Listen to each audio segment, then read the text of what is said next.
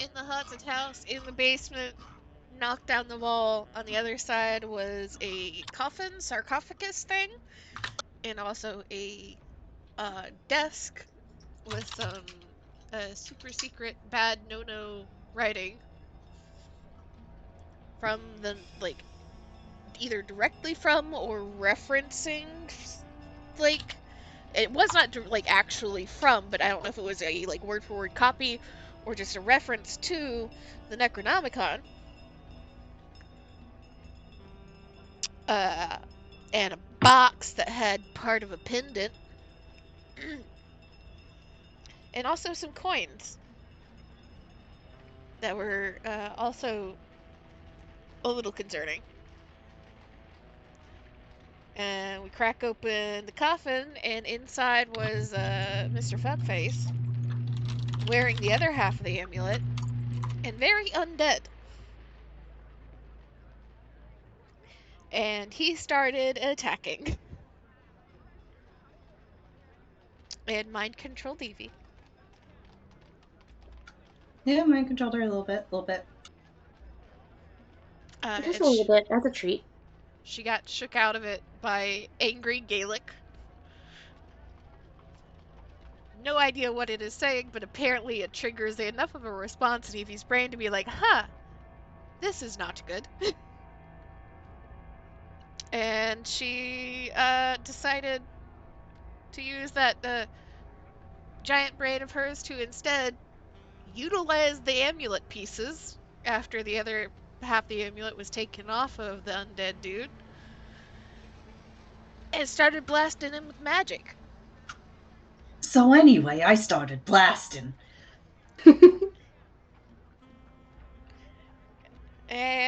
But we managed, it was enough to get him down for long enough that Nathan stabbed him in the head and he turned to ash and disappeared. And the knife seemingly lost its magic because it was no longer fighting Nathan. And Cody's Karen was deciding that shotguns were better as clubs than shotguns. That was pretty funny. And also, Elaine can't shoot for shit. Missed every shot. And now we are taking Nathan and Evie, but in particular Nathan in this moment, to the hospital. Because he has a massive wound across his chest and is very close to death.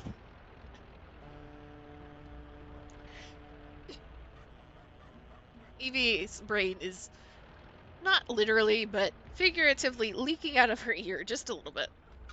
A tiny bit. Just a tiny bit. She just took like 13 sand damage, but she's fine. Mm-hmm. She's fine.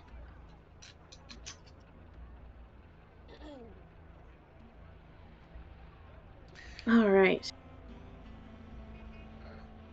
So, you all said your goodbyes to Miss Christy Johnson. And she gave you the name of a doctor at the nearby hospital, Mass General. And you guys make your way over there. You guys call a cab? Or? We're calling a cab. I feel like we Calling should a call cab? a cab. Yeah, Nathan's not going to survive if you make him walk that far, and Evie cannot walk, so... Nathan, walk it off. Unless Elaine carries them both. Sounds like you're calling a cab. I just don't want to assume in case you guys didn't want to get blood on the seats or something. You guys call cab. And this one kind of does a double take at the sight of all of you. And he kind of just shakes his head, minds his own business. Smart man. He doesn't want to get shot. He doesn't know what the fuck happened to y'all. He doesn't want to get shot. There's gangs in these cities. Like, nope, minding my own fucking business. Appreciate that from old boy. And he drops all of you off in front of the hospital. Mass General. Now, the hospital is pretty busy. I'd say it's what, dinner time? Yeah. Yeah, about dinner time. You guys were in the house for a couple hours, but not that long. And all of you arrive at the hospital. The waiting rooms aren't particularly crowded. There's a couple people waiting. A couple families, like a little kid. Looks like he broke his arm. Probably climbing a tree or some other dumb kid shit, you know? But it's not that busy. So you guys go in, like, ER, reception. You guys just want to just find the doctor office wandering around? Because you got a name. Well, the thing is I don't think we're gonna have much of a choice Mm-hmm. because we have two people walking in, obviously bloody Mm-hmm. and still bleeding. The nurses are going to tell us what they want us to do. That's very true, actually. That is very fair. That is very fair. That is very fair. Let's not contradict the nurses because they Yeah. get very angry very fast. I don't know about you, Mhm. but if I am actively bleeding and a nurse says get your ass to that bed right now, I'm not gonna argue. That's where I'm going. That's where I'm going. You know what? Valid. Face. Let me see. What's up? Real quick. Okay. So, you walk in, just blood dripping onto tiles.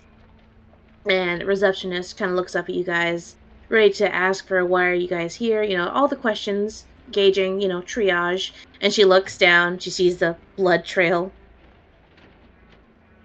And then very quickly things start springing into action. Nathan, they're focusing on Nathan first, because I feel like he looks pretty pale. Yeah.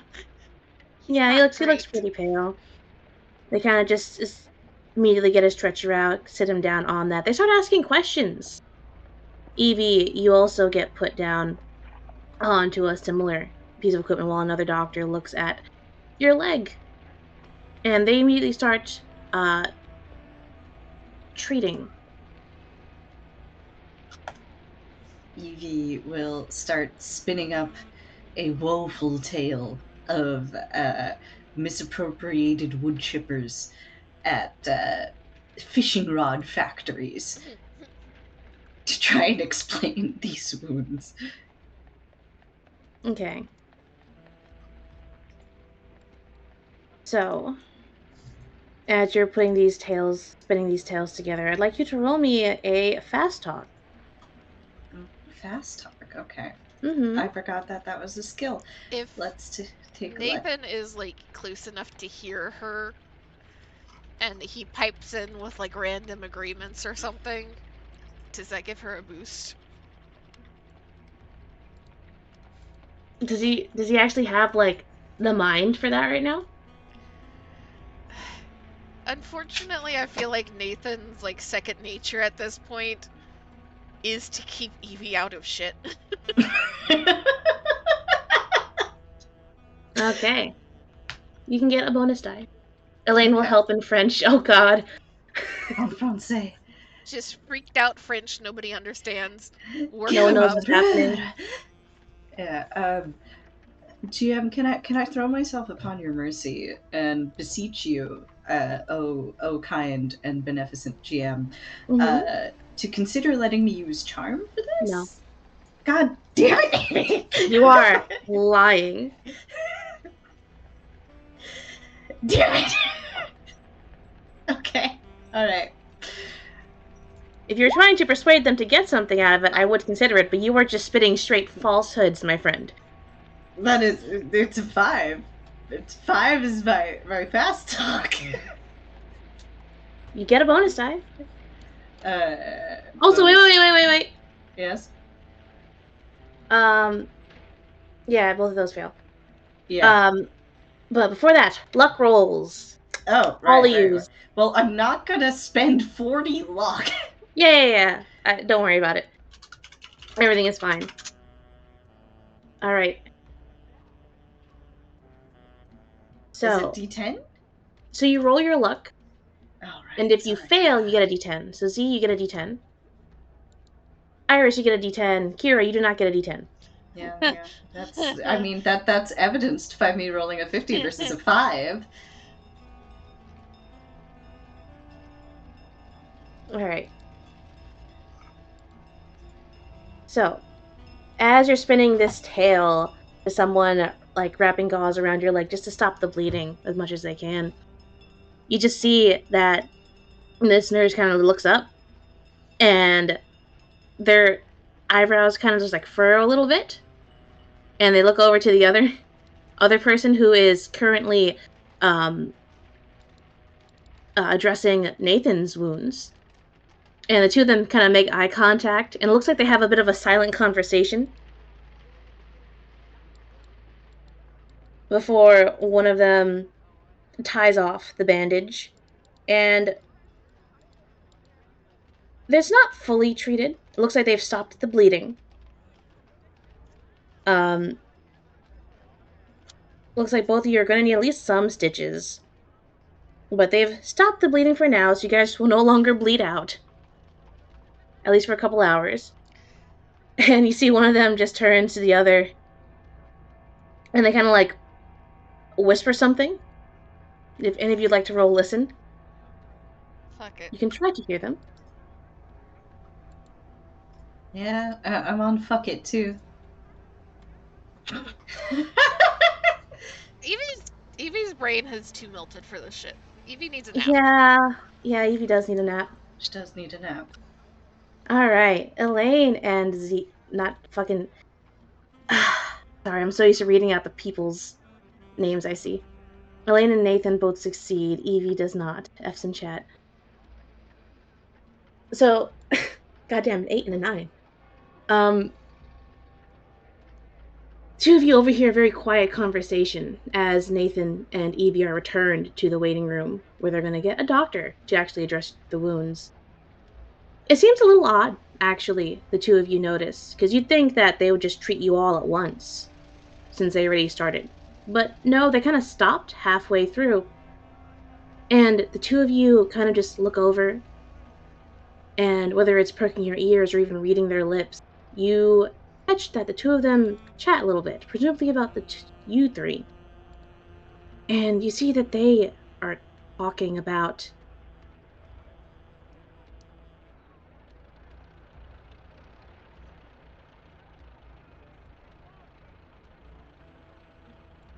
Talking about what?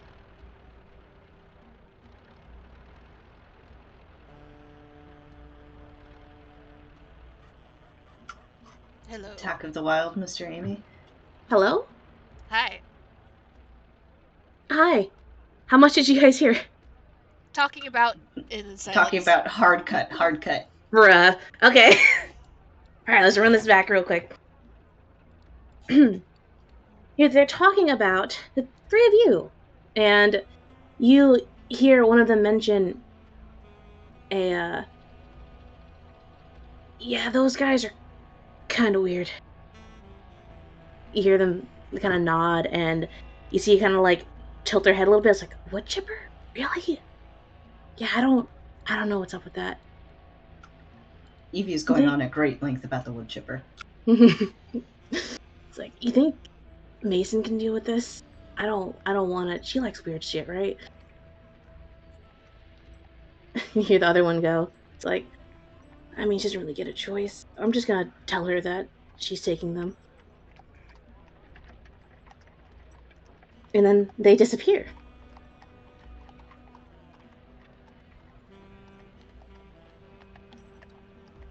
And after a minute or two, they come back. The frantic French woman has been given a glass of water. And I feel like they've just... Is she still going on about the wood chipper? At length.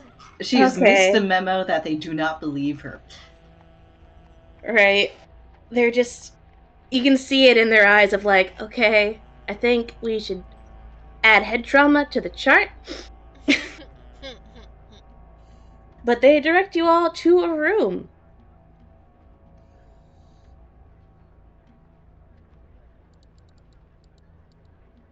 To an office. It's on the first floor. It's not that far away from where you guys are, coincidentally. They provide a wheelchair. 2 of them, actually. One offers to push Nathan, and the other one is kind of looks a little iffy on, like, do they want to push the crazy lady? They kind of have to, so they do. Just to get you guys over there. And they knock on the door. It's a pretty basic doctor's office door. You see a Dr. M. Mason written on the glass. Little nameplate on there. And they kind of just knock on the door twice and then open it and just kind of just like shuffle all of you inside before closing it.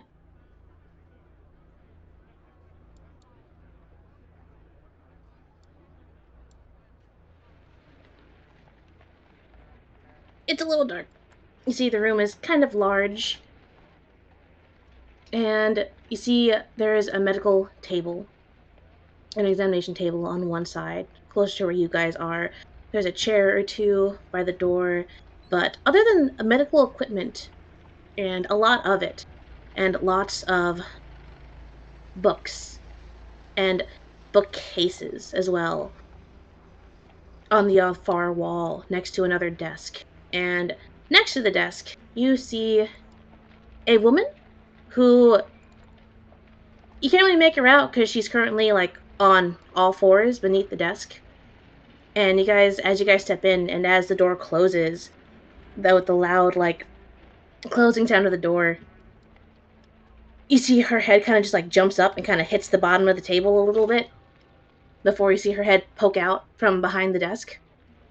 And you see a woman in her early 30s, blonde hair, very blue eyes, hair is short. She's wearing a doctor's coat on top of her clothing. And as she kind of stands up and kind of rights herself, she kind of takes wind of the situation of you guys are kind of half treated. You guys are just kind of bandaged. And one person is just standing, completely fine physically. And she looks a bit puzzled as to what's happening, but she decides to just go with it. And she introduces herself as she picks up a giant black bag from behind the desk and just kind of plops it on top of the desk and opens it up. And inside you see she pulls some more bandages, she pulls out some more medical supplies as she starts putting it out on top of the table. She introduces herself. Hello, my name is Dr. Maura Mason, and what happened here? Did you say doctor? Oh. Yes, I believe that I did. Are the 2 of you, 3 of you, all 3 of you, are the 3 of you injured, or is it's just the 2? Well, yes, we're both injured, but more importantly, where are you from? Where did you study? I'm an Oxford woman myself. I'm also a doctor, you see. Evie.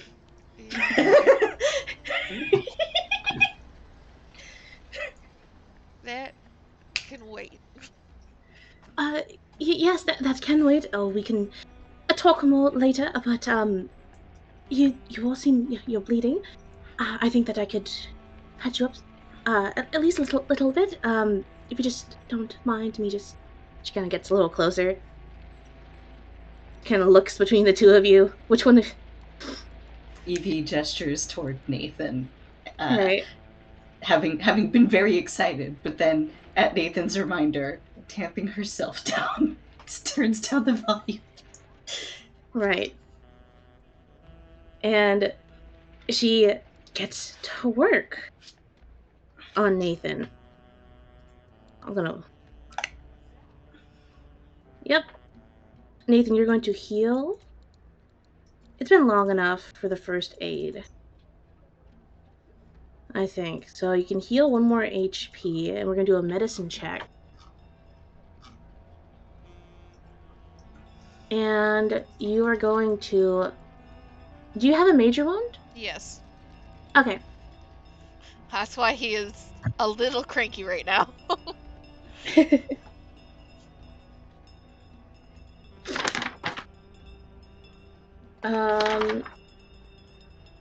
And I forgot the exact rules on major wound because I know that it's different compared to actual first aid. I think it's like multiple checks for it. Ah, yes, okay.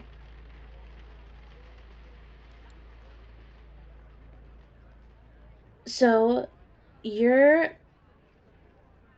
major wound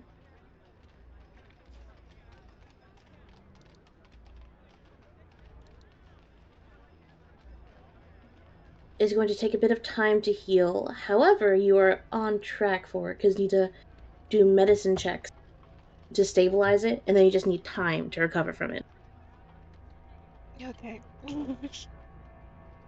So, she goes in and she pulls out the stitches, and right before she starts, she kind of stops herself. She's like, "Oh, right. Are any of you, squeamish at all?" No.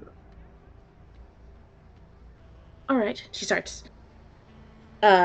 Just no hesitation into giving Nathan his stitches to start the road of healing up and stabilizing that major wound.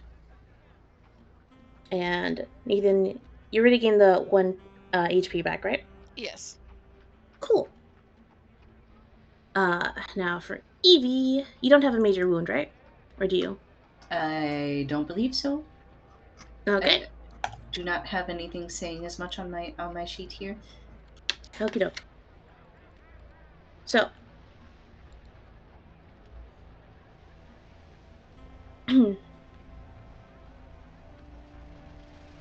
you're going to get another 1 HP as she transitions onto you, and for your leg, she also gives more stitches.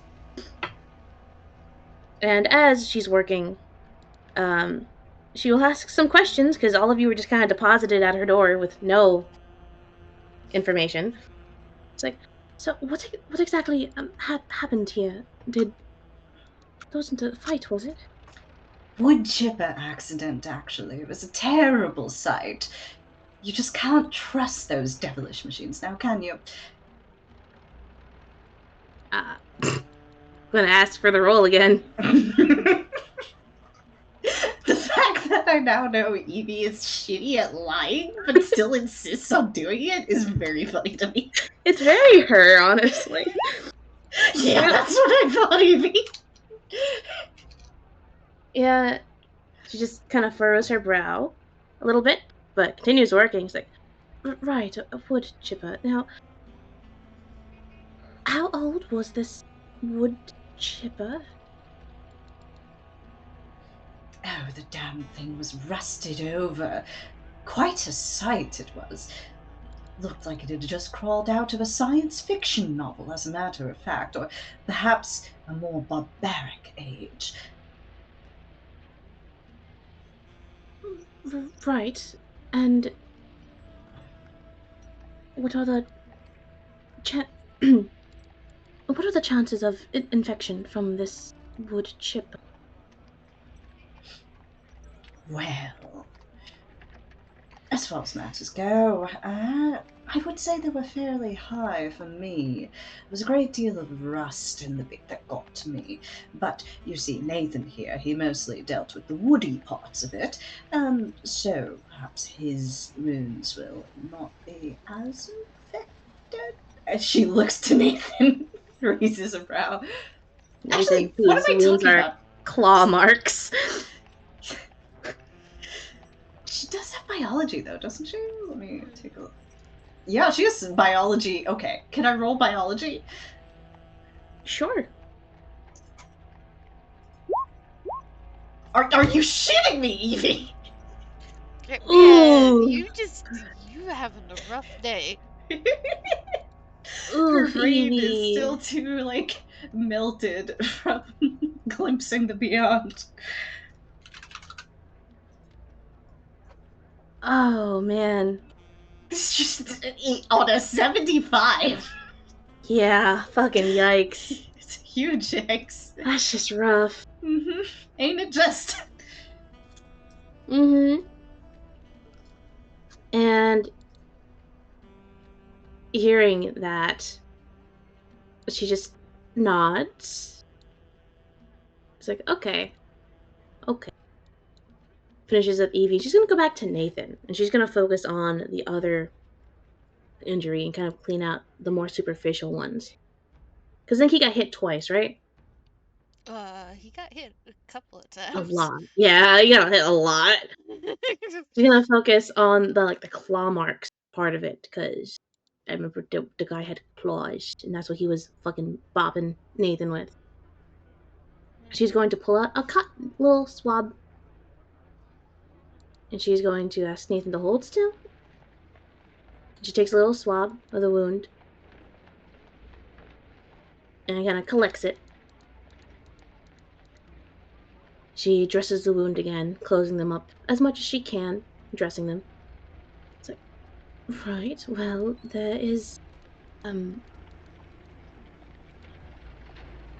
where did this happen? Out towards the edge of town. Towards the edge of town.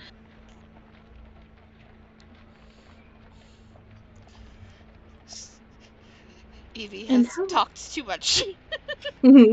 Yeah, I imagine Evie started, and then Nathan spoke, and she was like, "Oh, okay, I understand now. Evie time is over."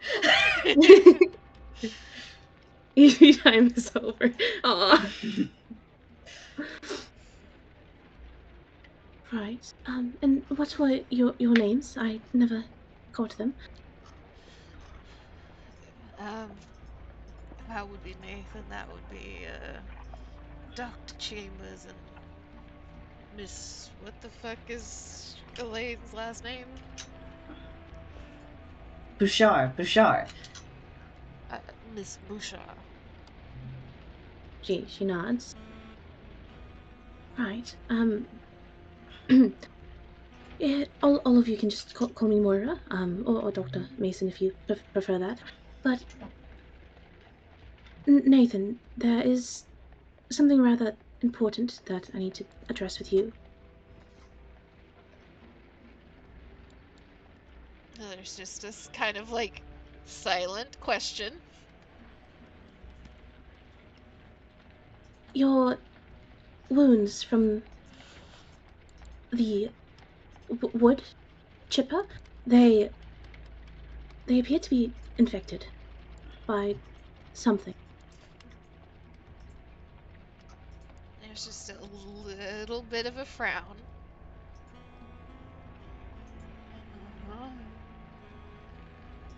I've already collected a sample, but it might get a bit worse before it gets better. I don't believe that you're in danger of losing your limb or your life. Your life would be more important there. But however, I believe that you might get a bit of a cold, at the very least, or maybe a cough. Your arm should be a bit sore, considering I'm seeing irritation around the wound already. It's a bit inflamed. And he's gonna like look down at these wounds because has to be shirtless at this point. He just kind of looks down. Mm-hmm. How bad are we talking here? Bad in the point where, like, kind of around the very edge of his wounds is the skin is like slightly grayish, and then beyond that, it's very red and puffy, as if it's very irritated, very tender. And she kind of like gently points out each thing.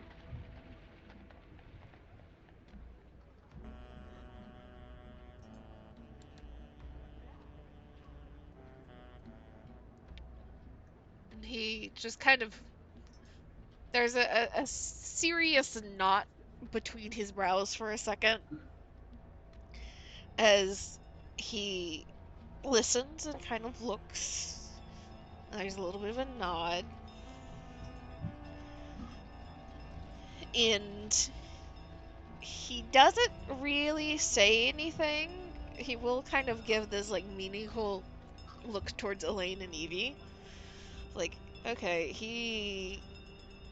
if he's infected by something this quickly, it is not normal. But he is not going to say that out loud right now.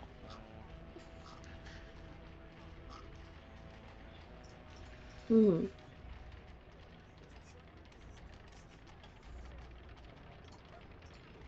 I think Evie will consider matters for a moment when Nathan gives her this look, and then narrows her eyes a little at our good doctor over here, the other good doctor. The other British doctor. Dr. Mason. Yes. So tell me, the two of us, we got a lot in common now, don't we? Outsiders, existing outside the social norms of our respective nations, and regrettably our genders. If I were to tell you that perhaps this wood chipper was not in fact a wood chipper, would that shock you?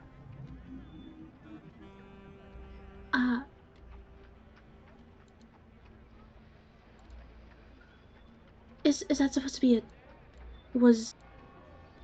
I'm sorry, I did not think it was a wood chipper in the first place. You didn't think it was a wood chipper? No, it's...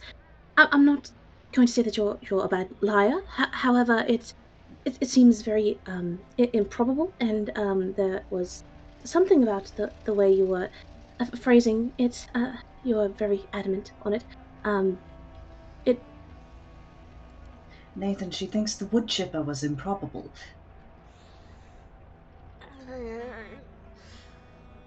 A little piece of advice, Evie. Evie tilts her head. If you're gonna be making something up, it's best to just say it and let it be rather than explain every detail. Pause. Consideration. Gears turning. Turns back to Moira. It wasn't a wood chipper, no. You were correct. No, it's not a wood chipper. just nods. She kind of gives the air of like, wait, did you actually think, was I supposed to believe that? Were you actually trying to lie? Like, oh shit, oh fuck. Oh god, I missed that one. Oh fuck, I didn't think you were actually lying.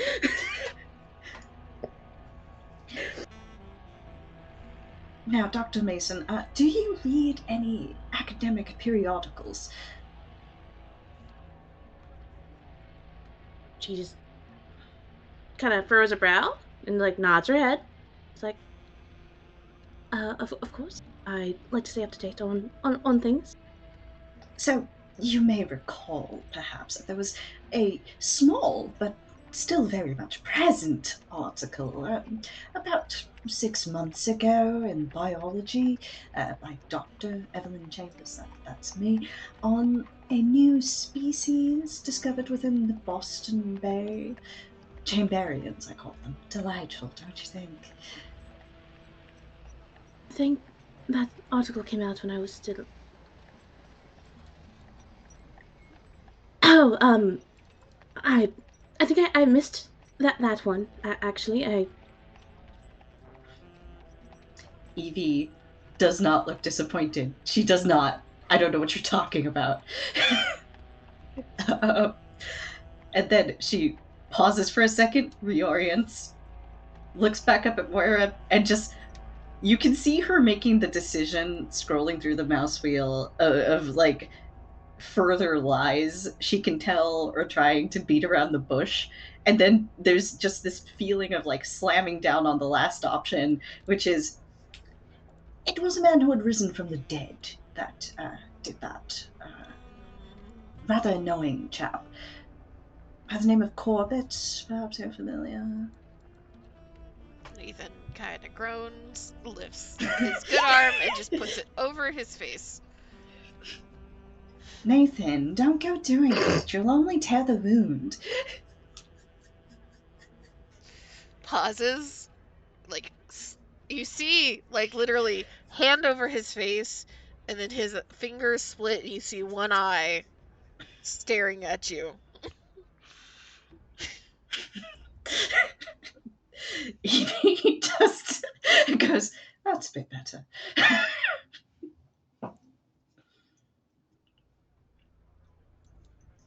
All right. Dr. Mason was an unknown creature at the same time. Oh, whoops. She fucking... She kind of... If... I'm assuming you guys are... I don't know why I fucking... Stop. Roll 20. Jesus. Sorry, my mouse just kept clicking for some reason. Click, click, click, click, click. Click, click, click, click, click. But if anyone's looking for her reaction, she just kind of looks at Nathan, looks at Evie, starts just continuing what she was doing. But and then she takes a break from cleaning up the last of Nathan's scratches, and she kind of like finishes dressing them. And it kind of looks like she's kind of seen a ghost when you mention it. Her face goes even more pale, and her hands get like a little shaky as she kind of fusses with wrapping the bandages back up, making sure the gauze is put away properly. Like, right, of course. What is?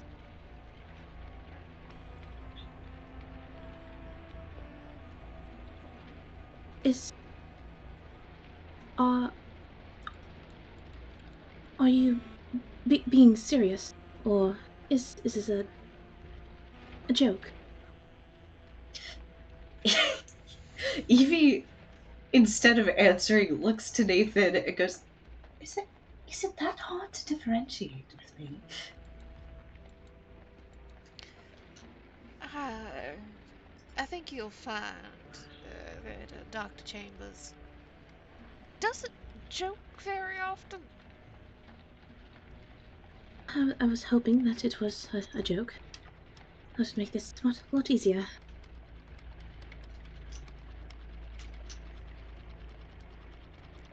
Will make what a lot easier?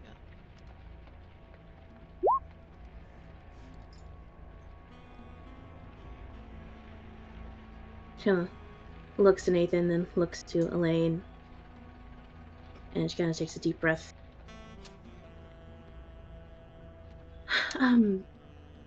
Trying to retire. Be a lot easier. Retire? Right. I have been a doctor for a bit now, and I've seen a lot, and well, now that I know that it was an unnatural creature, I might better know how to treat your wounds. And she starts pulling things out of her bag, kind of like digging into the bottom of it. She kind of pulls out this tiny little like bottle. It's about the size of like an eye drop bottle. It's glass with a tiny little stopper. She kind of pulls it out, and she kind of holds it up in the light for a second. It's a brown bottle that has a very like thick liquid in it that's kind of amber in color. You said it was an undead creature, correct? Oh yes, an undead sorcerer of some persuasion. Dr. Chambers. Sorcerer.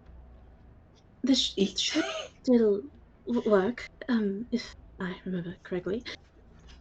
She hands the bottle over to. She kind of gives a look at three of you. She hands it to Nathan.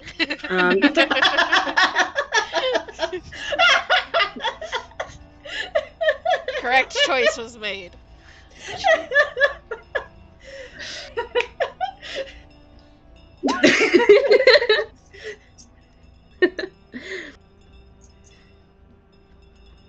So what I need you to do with this is that you need to change these bandages regularly, and whenever you do, I need you to put 1 drop of the serum on the inside of the bandage against the wound, and that should hopefully get rid of the infection much faster. Otherwise, it should last a very long time. Now that sounds perfectly doable, doesn't it? She looks to Nathan. I could help you change your wounds. And he's kind of examining this bottle, and he's tilted his head a little bit.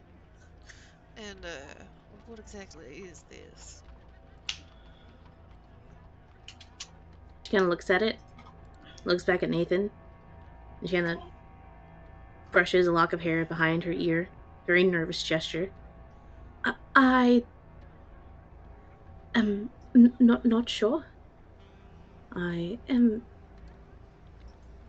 I know what it does. I'm not sure what's in it, however, but it does work.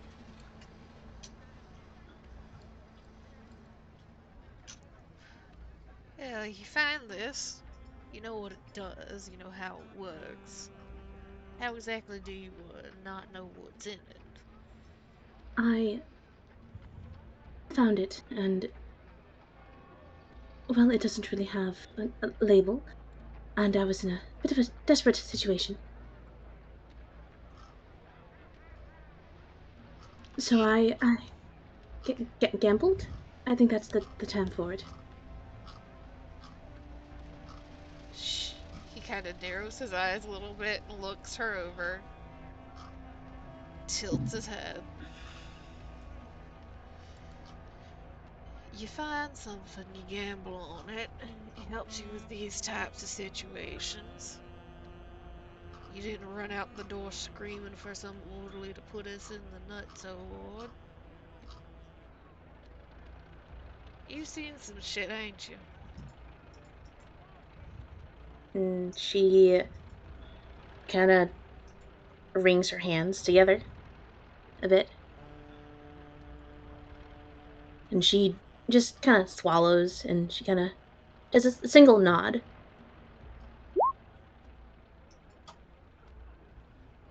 She looks to Elaine. Not anymore. I've recently returned to work, back as a doctor, as what I studied for here, and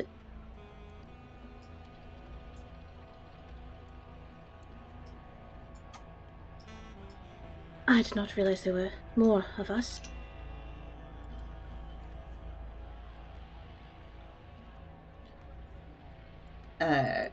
Evie looks. Oh, Eileen, you got this.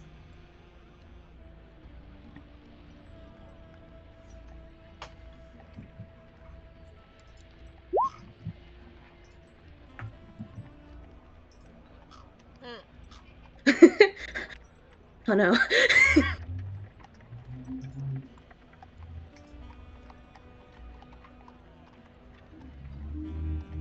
See, Moira kind of just takes a single step back. Chihuahua energy of anxiety. So not Chihuahua. Fuck, what's it called? Greyhound energy. Yes. Greyhounds always feel like they're gonna run away, though. Yeah, she took one step back. I'm like, okay, could just the shake.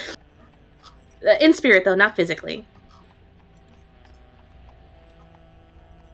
At least not yet.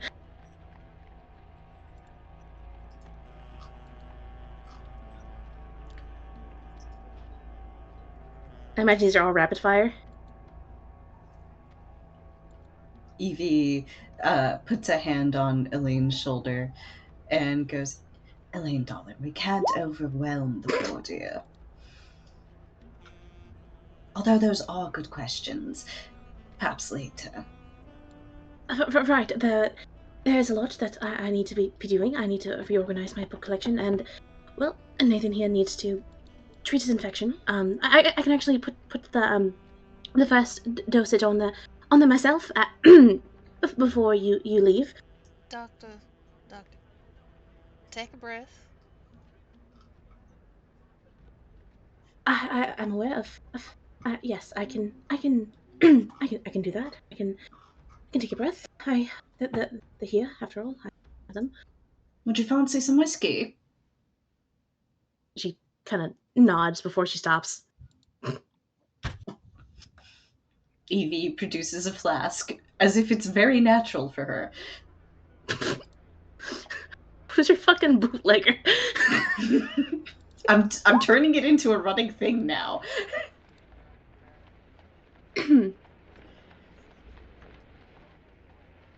She'll. Elaine, the doctor is clearly nervous. It doesn't particularly like the memories that she has of what we do. Not that I blame her much.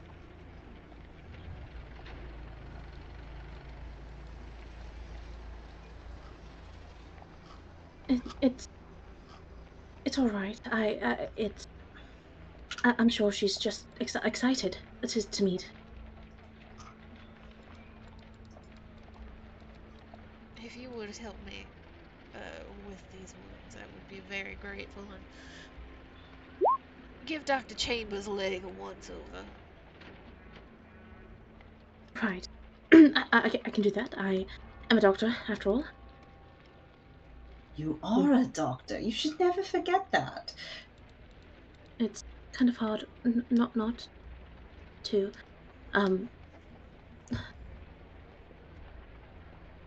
But I do like the reminder, at least to myself.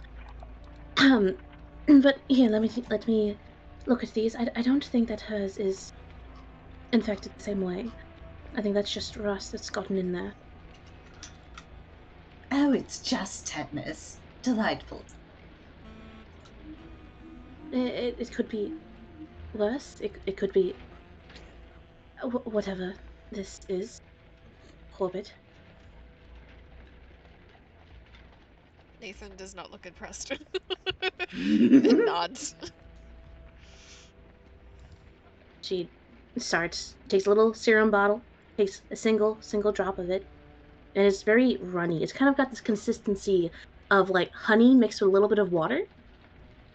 It's got that same kind of look to it. So a little bit goes a long way as she kind of spreads it along the inner bandage and places it against the wound. And Nathan, it doesn't feel like much of anything. It feels cold. A lot colder than you think it would, considering the bottle was just room temperature. But against your wound, it feels like a ice pack. That's almost a little soothing, if not very jarring, as she wraps it up. I imagine there's just a little, like, half a second hiss before he relaxes into the sensation. That, like, shit, that's not what I was expecting. And as soon as the bandage is done, he will kind of like place his hand over it and kind of press a little bit. Partially out of like habit, he's been holding his wound for God knows how long between the house and getting to the hospital and being in the hospital.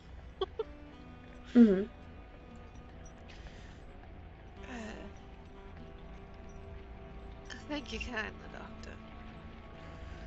But I will say you are more than skilled enough. There shouldn't be any real reason for you to be retiring. You do seem to have a gift.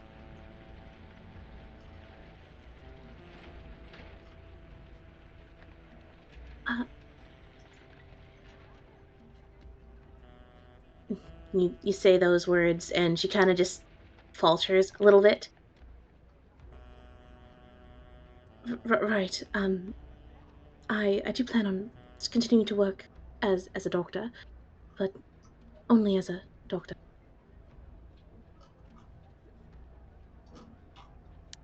Opening a private practice or something. Maybe in the future, but for now, I'm going to stay here at Mass General.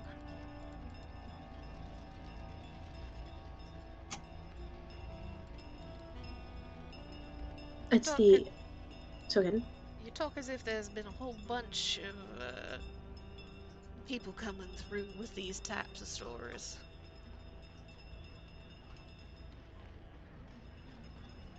Kinda tilts her head a little bit.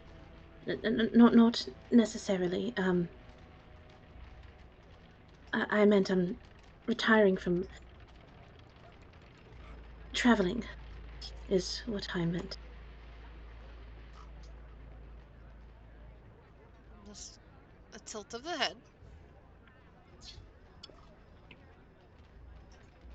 She kind of turns and kind of looks, catches Elaine's eye. I did travel with others, and we went far to investigate things, and I was there, and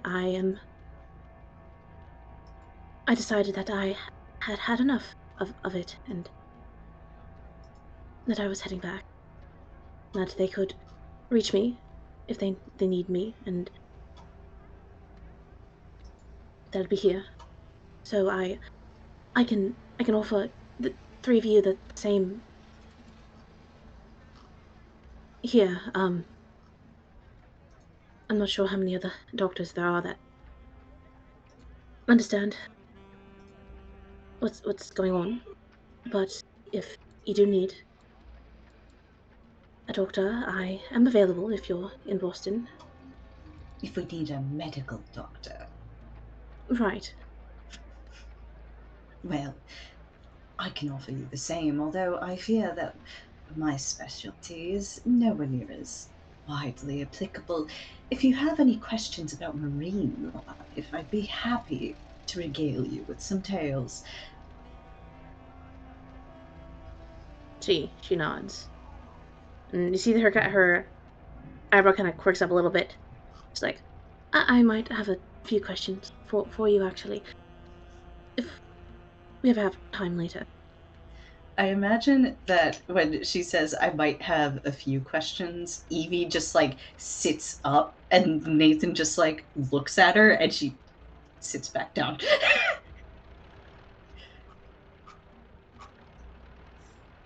Calm your happy ass down.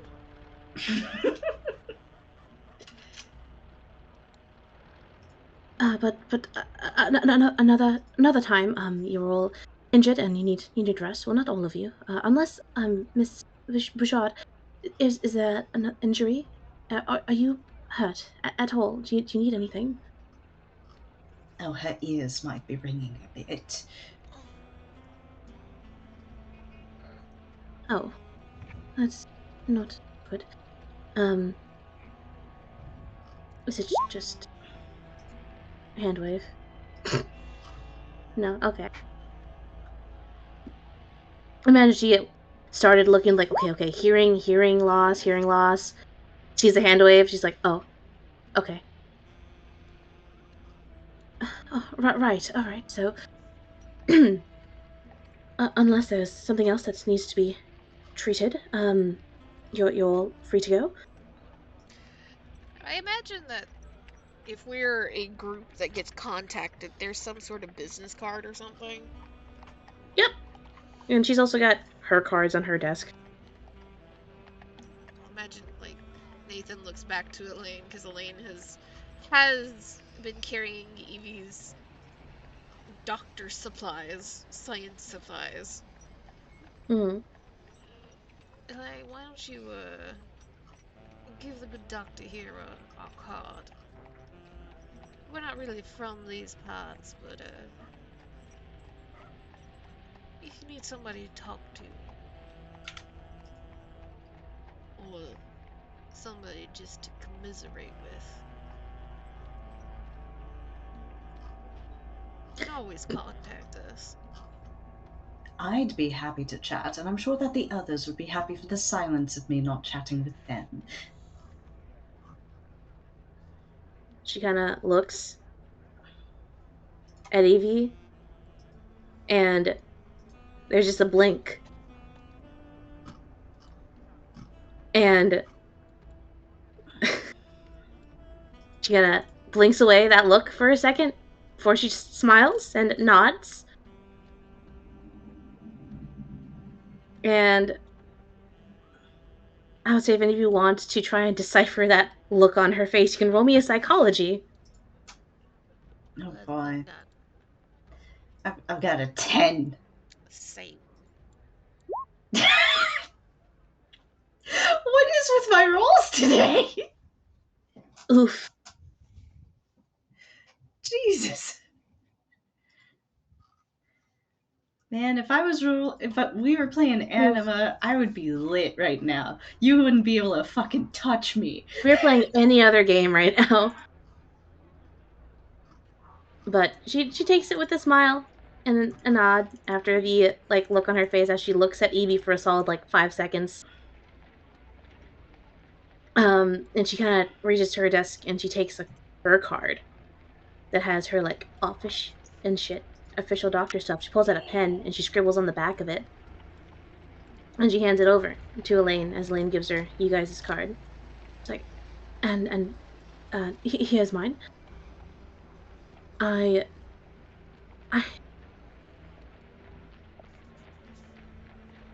wrote my flat address on the back of it. If you ever need a medical doctor, and I'm not here, or if it's an emergency, that's also where you could find me. Evie will take the card and stow it away and extend a hand. She extends a hand to shake. I must say, despite the circumstances, it was an absolute pleasure to speak with you today. Right, it was. I wish it was under better circumstances and you weren't bleeding on the floor and everything. Yes, rather less than ideal. But next time, Doctor, next time we'll have a chat. Right, next time we can talk. And Evie tilts her head as if she is expecting something. Talk more? Could get. I need to go. And I'm done for the day. And it's been a very long day, and I need to get home. I recently got a cat, so I need to take care of him. You don't really need to know that. None of you do. Just you can lock the door on your way out. I'm going.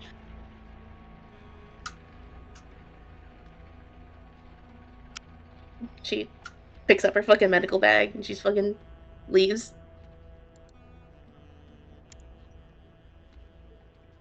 We just met an Amy character. Yes, you did. She's gone.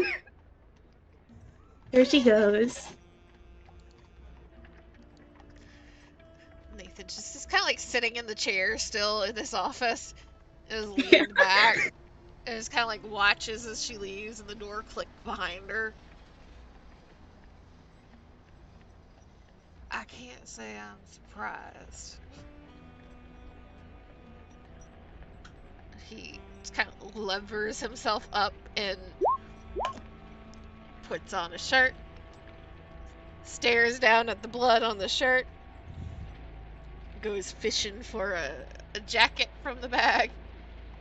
I would like to get back to the hotel, and I would like to sleep 12 hours.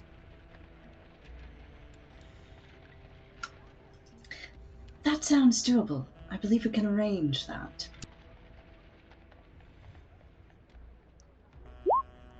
And one of y'all have got to go talk to Mr. What's-His-Face to get our payment tomorrow. I can handle that. We are not stealing from the Greyhound Doctor.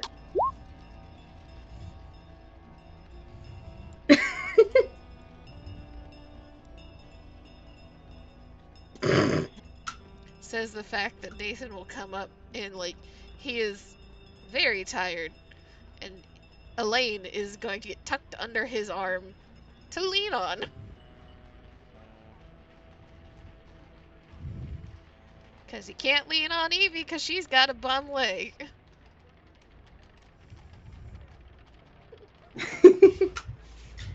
Elaine, Mom and Dad are both hurt, and they are looking at you. They're staring straight at you.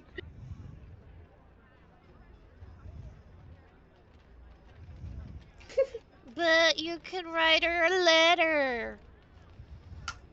You Elaine, can just darling, call her, too. I'm sure she'd be happy to share and let you read something in a different time, perhaps. She did seem rather She likes stressed. Ellie well enough. It's just a matter of Ellie just immediately is like, so many questions. One question at a time, ma'am. Can confirm that's what that was.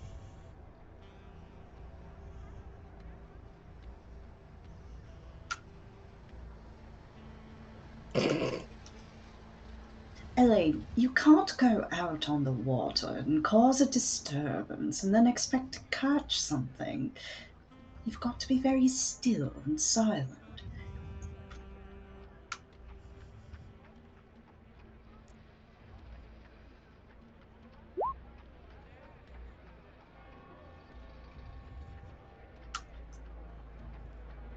Stare.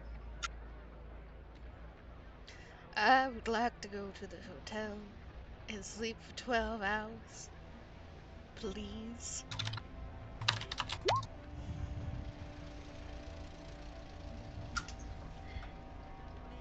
Any other time I'd be encouraging your curiosity, but we don't want to upset the other good doctor. And Nathan is rather in need of rest.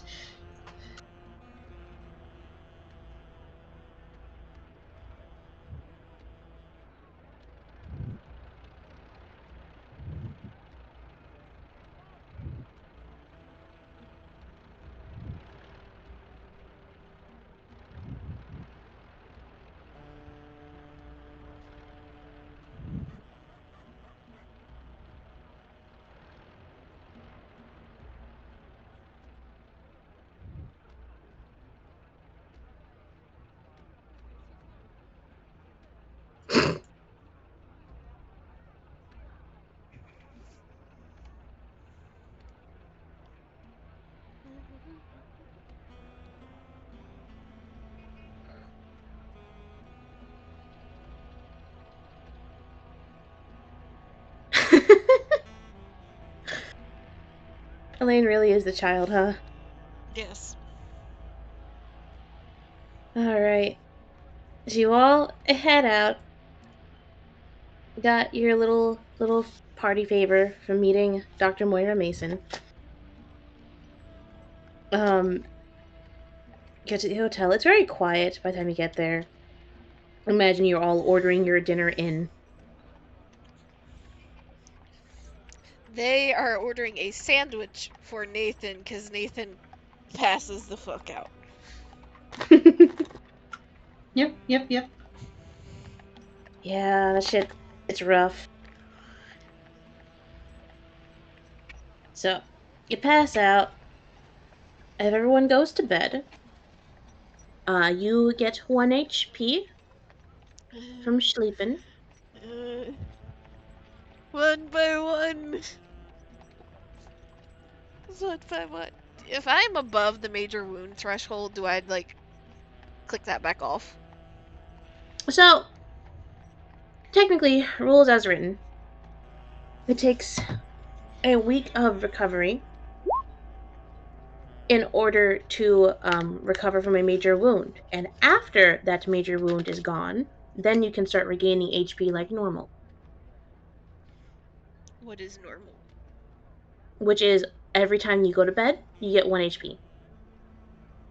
Essentially, 1 HP is gained a day. Oh, so I don't get the 1 HP from sleeping. Right. However, I never liked that rule. So we're going to ignore it. Cool.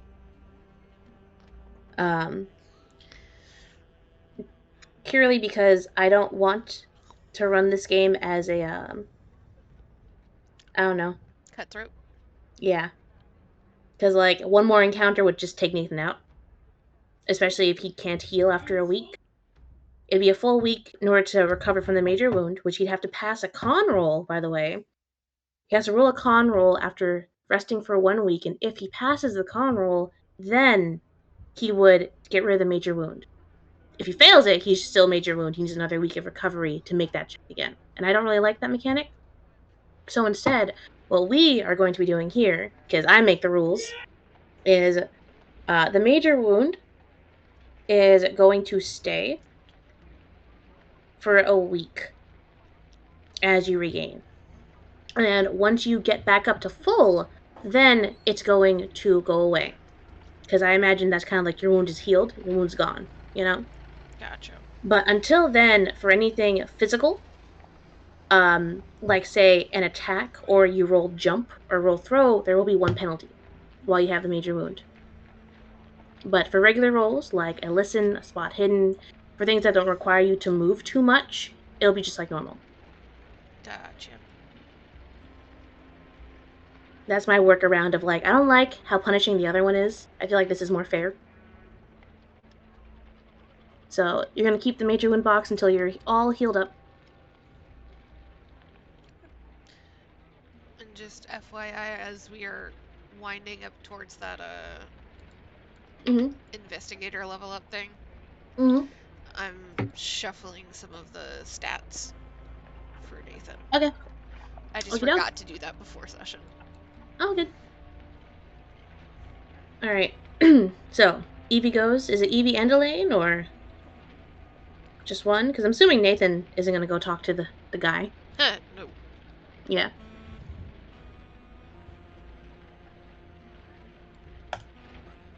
Could be one, could be both of yous. It's very simple. You know, probably asked to meet for, like, coffee at that same bar. That's not bar, fucking coffee shop. The diner that you guys first met at. Might be. It's always the pretty ones you gotta watch out for. Alright. Kira, are you there? Yes. Okay. So, the two of you go and meet for coffee with the guy. Did you want to roleplay this out, or do you want me to just crunch the numbers? Because it's very simple.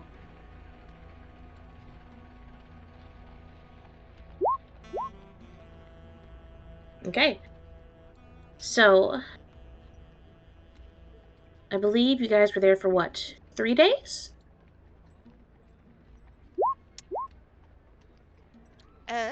Something like that. 3 or 4. We'll go 4 to be nice. So, you hand back the keys, you tell him job's done. He can't really verify, because he can't really just peek inside if there's a ghost, you know? Do you tell him about the body in the basement? Or did you all just, like, seal that shit back up? I mean, we left immediately, so... Okay. Should we? I feel like we shouldn't. Well, there's not a body in the basement anymore. Well, that's true, the secret. That's true. That's true. Yeah. All that's left is a busted up desk and a open sarcophagus. Evie will It was made explain... out of pallets. It wasn't too extreme. Yeah. Evie will explain that they found... Wait, no, we can't... She can't lie. She can't lie! Evie will assure him that it is perfectly ghost-free. Thank you very much. Perfectly spooky free. Despookified. Yeah. It's been de-spookied. Found creepy shit. Yeah. You'll do that with that information. Spook be gone. You just sprayed the place down. You guys are going to be getting $80. I love that for us. Big payday. Fucking dripping, rolling in it. Because, let's see, $80 in 1923 is a good $1,435 today. That's total. That is real good. So all of you got paid in total as a group $80.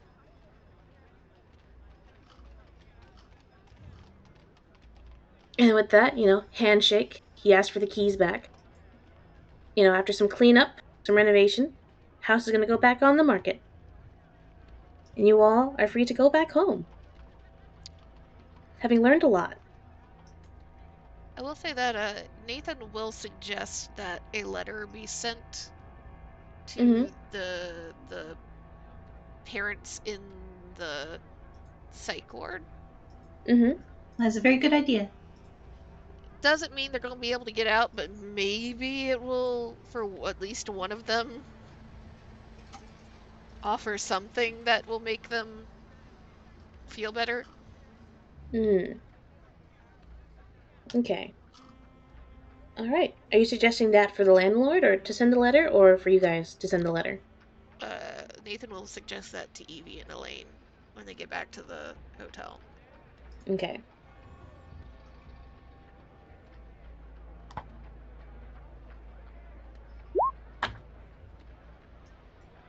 Aw.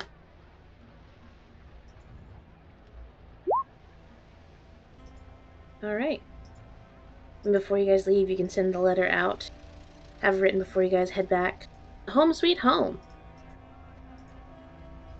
It's a long train ride over. But eventually you get back to familiar ground. And here is where we're going to do an investigator development phase,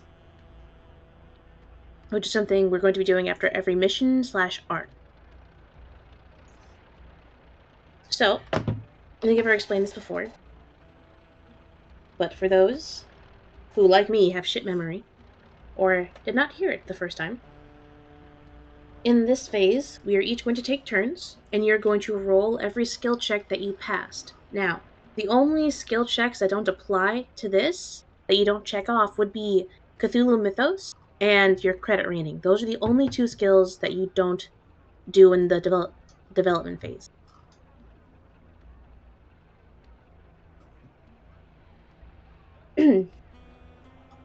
Now, as each of you roll each skill, if you fail the skill, you increase it. If you pass the skill, you do not. And we increase it by a D10 like luck. Yes. Alright, so who wants to go first? Evie. Man, with how I've been rolling. Okay. You want to fail in this one. Yeah. Alright. I've got like... I'm gonna laugh so hard if all of a sudden you pass every single thing. I know, right? I've only got a few. I've got Charm, Library Use, and Spot Hidden, it seems like. So, let's fucking go. Okay. Alright, so pause. Roll a d10 and add that to your charm. 5. Alright. I'll take that. Okay. Right. And then let's see, Library Use. Alright, another d10. Have I had a single roll below 50? Christ! Nope. Alright. adding to my library use. Mm-hmm. And then I have spot hidden here. All right. So Evie, you not God damn add it! spot hidden. Mm-hmm. You have anything else? I have own language and Latin marked, but I'm not sure if Right. Every skill except for Cthulhu Mythos and credit rating. If you rolled it and you passed the roll, you mark it off. Okay, I guess I must have at some point. I know Probably. you did for Latin. I just don't remember what you did for your own language. Yeah, I'm just gonna roll Latin because I remember doing that. I don't remember own language, so okay, all right, we're getting better at Latin. All right. I'll take that statistically average roll. Hell yeah. All right. Anything else? No, that is it for Evie. All right. Z. Nathan.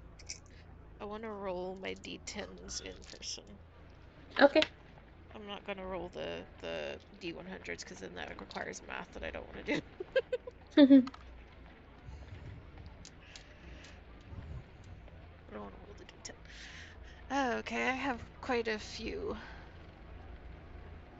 Let's see here. Clay. Okay. Hey. That goes up. And then edit. Dodge. No. First aid. Right. Make sure to unmark these after you do them, by the way. Yeah. I'm just gonna go through all of them and then unmark them because I have to go into edit mode for that anyway. First aid. 4.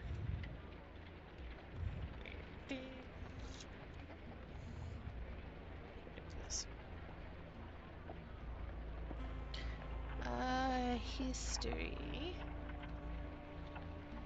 Yep. 6.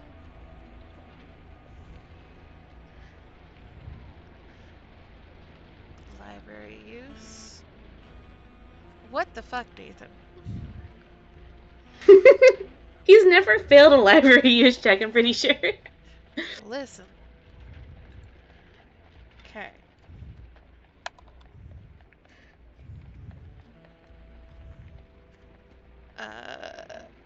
Spot hidden. Okay. Brawl.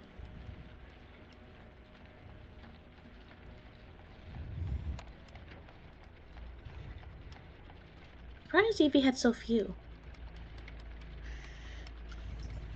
Because she mostly rolls charm and the library use. Yeah, that's she true. Doesn't roll too many other things. Gotcha. And okay. That is all of mine. All right. Add totals and everything? Yeah, I'm working on it. Okay. Iris. Are you there?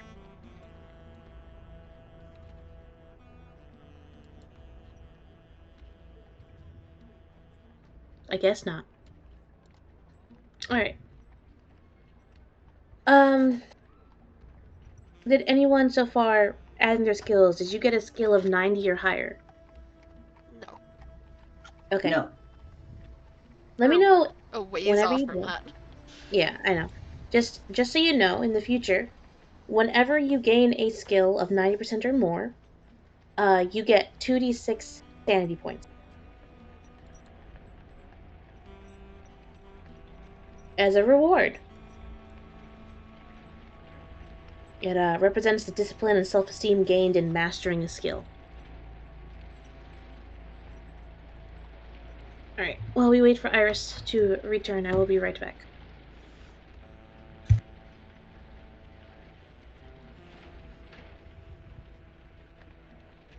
And shuffling my shit around, I got an extra couple of hit points. Not much, but it's something.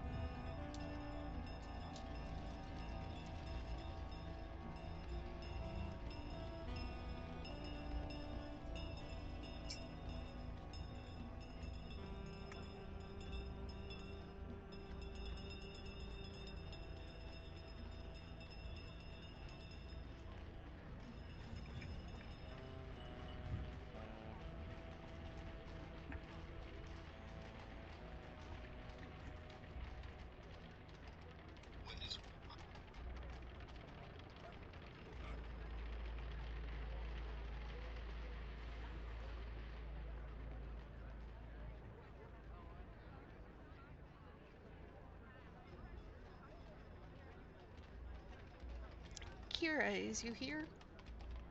Yes. So is there any idea of, like, are they trying to do anything about the fucking Hugo shit? There is a lot of fire right now.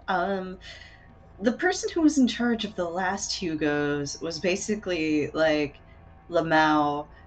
Uh, they can kind of do whatever they want, I guess. We don't really have any legal recourse here. Um, the person who is in charge of the current Hugos is like, people think when you elect a committee, they'll do everything, but it's really more like voting for a party that will elect members of parliament that will maybe do the things you asked, and we're all upset with them, but we don't know what to do. So right now, too early to tell, but hopefully one hopes, because again, as it turns out, the Hugo Awards are not trademarks at all, and this whole thing is completely unincorporated. Maybe we just let them be counted. Because you want to know how many fucking votes Rebecca Kwong got for Babel? It's She got either over 800. Yeah, I was about to say it's either a lot or like nothing at all because of the weirdness. Yeah, she got like 800, and that was like the third highest of anybody. So if we take at least the proportions to be correct, which nobody fucking knows if they are, but if we assume that a lot of people wrote in for Babel, why the fuck was it DQ'd? Except for the fact that Rebecca is, diaspora Chinese.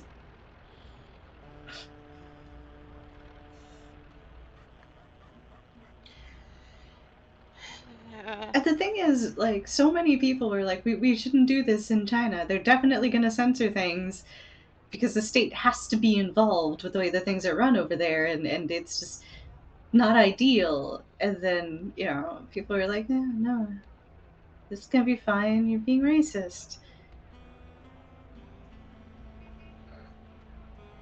Oh boy. Not racist to be critical of the Chinese government. Yeah. Yeah, there's so much to unpack there.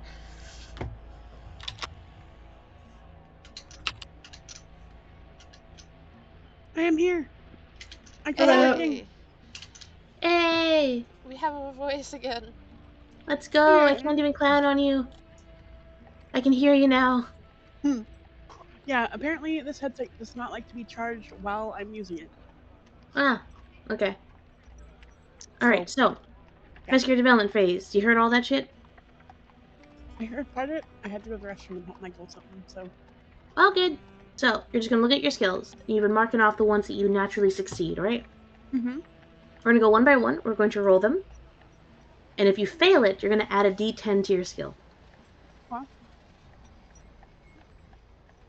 Well, let's go. Damn. Well, yep. Next one. Huh?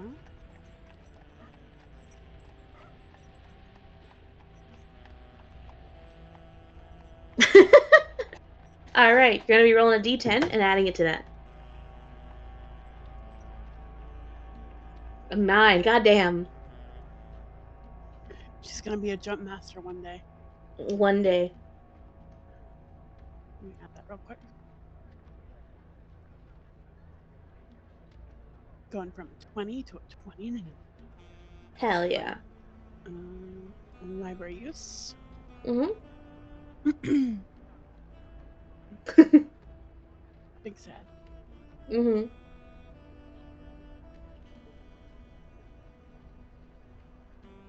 Next one. Listen. Oof.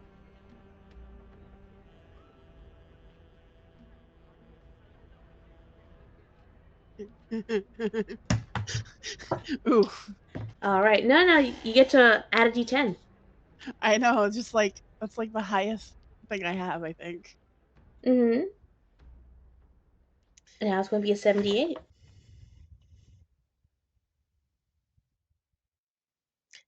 I like that the untrained, like, not college educated dude is the sleeper in fucking library use.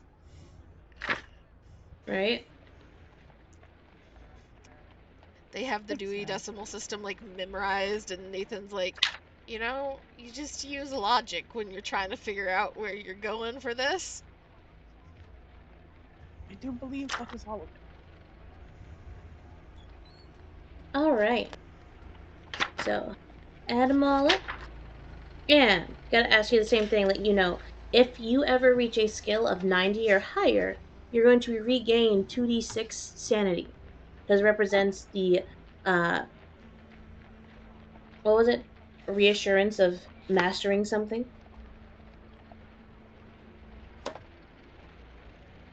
You said 90 or 99? 90. Okay. And also, while I'm going into little details on this, say we get to that point and your skills are in the 90s, and it gets kind of impossible to do a investigator development phase and fail the roll. If you roll a 95 or higher in one of these checks, that counts as a failure. Despite the fact that if you have a 99 in something and you roll a 98, you technically passed. However, because you rolled above a 95, that counts as a failure.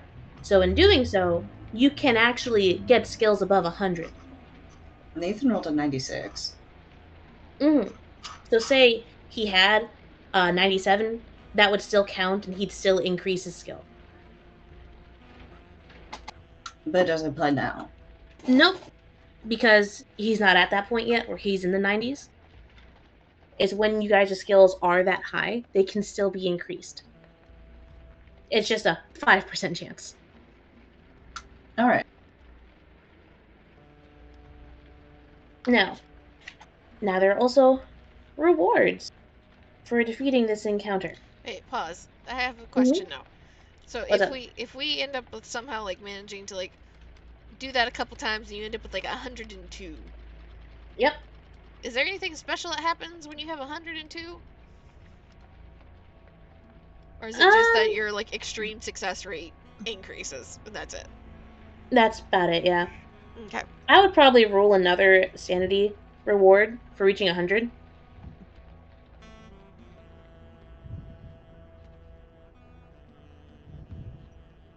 That's probably how I would rule it. But other than that, it's just like, hey, you literally can't fail unless you roll a 1. Or, not the equivalent, sorry, the equivalent of a 1. A critical failure would be the only way you could fail. Gotcha. Okay. Oh, I lost my page. Oh no.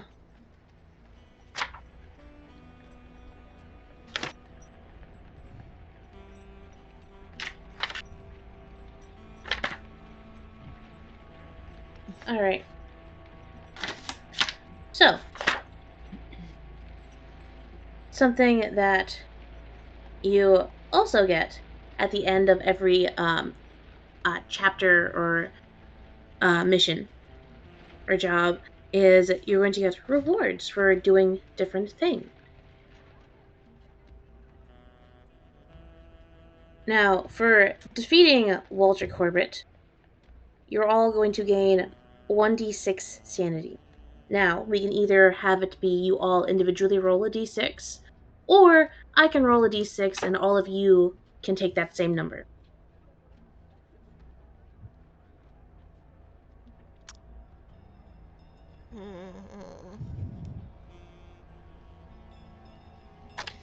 My concern is that if we all agree, then all of us might end up with like only getting 1. Right? Why don't we each roll? Alright. So you're each going to roll a d6. Hello. Hello.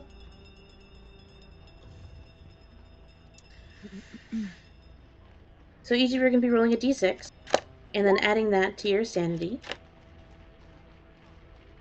To the current, right? Yep, to the current. Your max sanity Hey. your max sanity starts at 99 and can only get lower.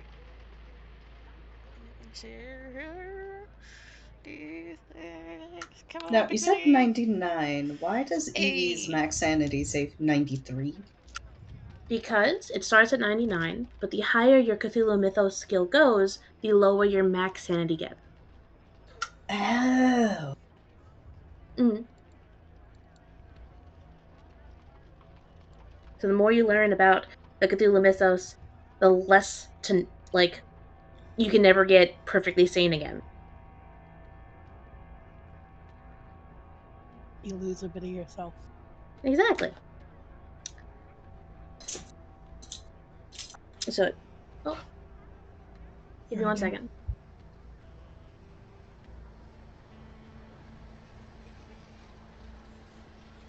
Part of the reason why Elaine is a klepto. She knows too much shit.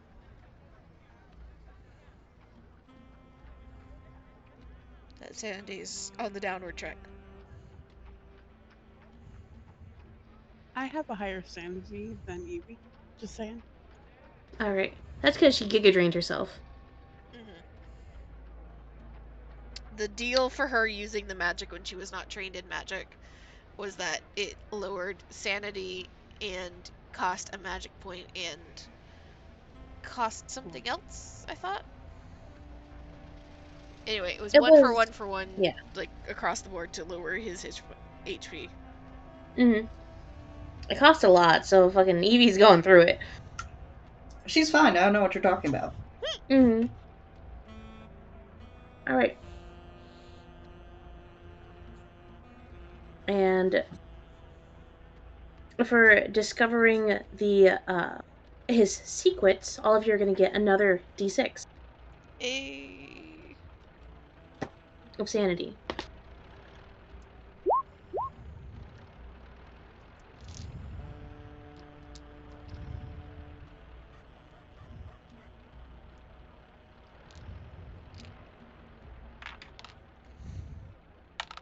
And that is all.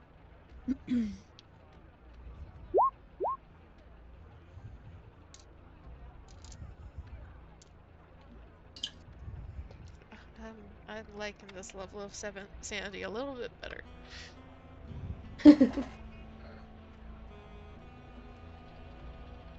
Alright. You all good? Yeah. Okay. Yep. So, you all traveled back to your home base. Back to your little office that you've got in the back of, like, what, a library, right? Yeah. Yeah. It's small. You've got your own door. It's cozy. You've made it your own.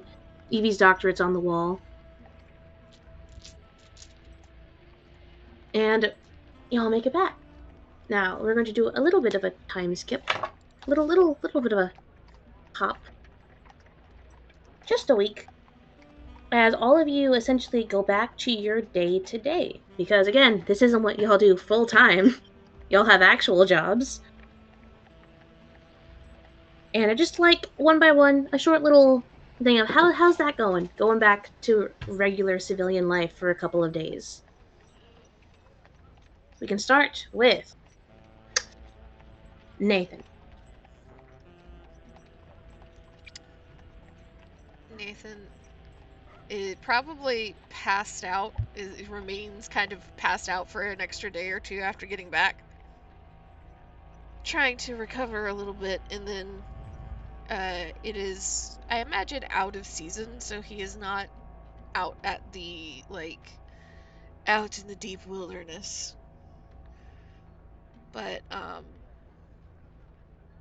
once he is sure that both Elaine and Evie are good and set from after, after everything, we'll go to his little office.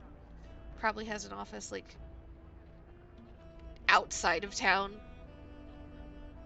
near one of, like, the national parks or whatever. And, it's just vibing. It's nice to be away from people for a bit. Getting stuck in Boston and then getting injured in Boston makes him not want to go to Boston again. And yeah, just nice and calm with his other coworkers that he does not discuss weird shit with. They just talk about the plants and the animals and whatever stupid hiker got lost most recently. What they had to do to get him back.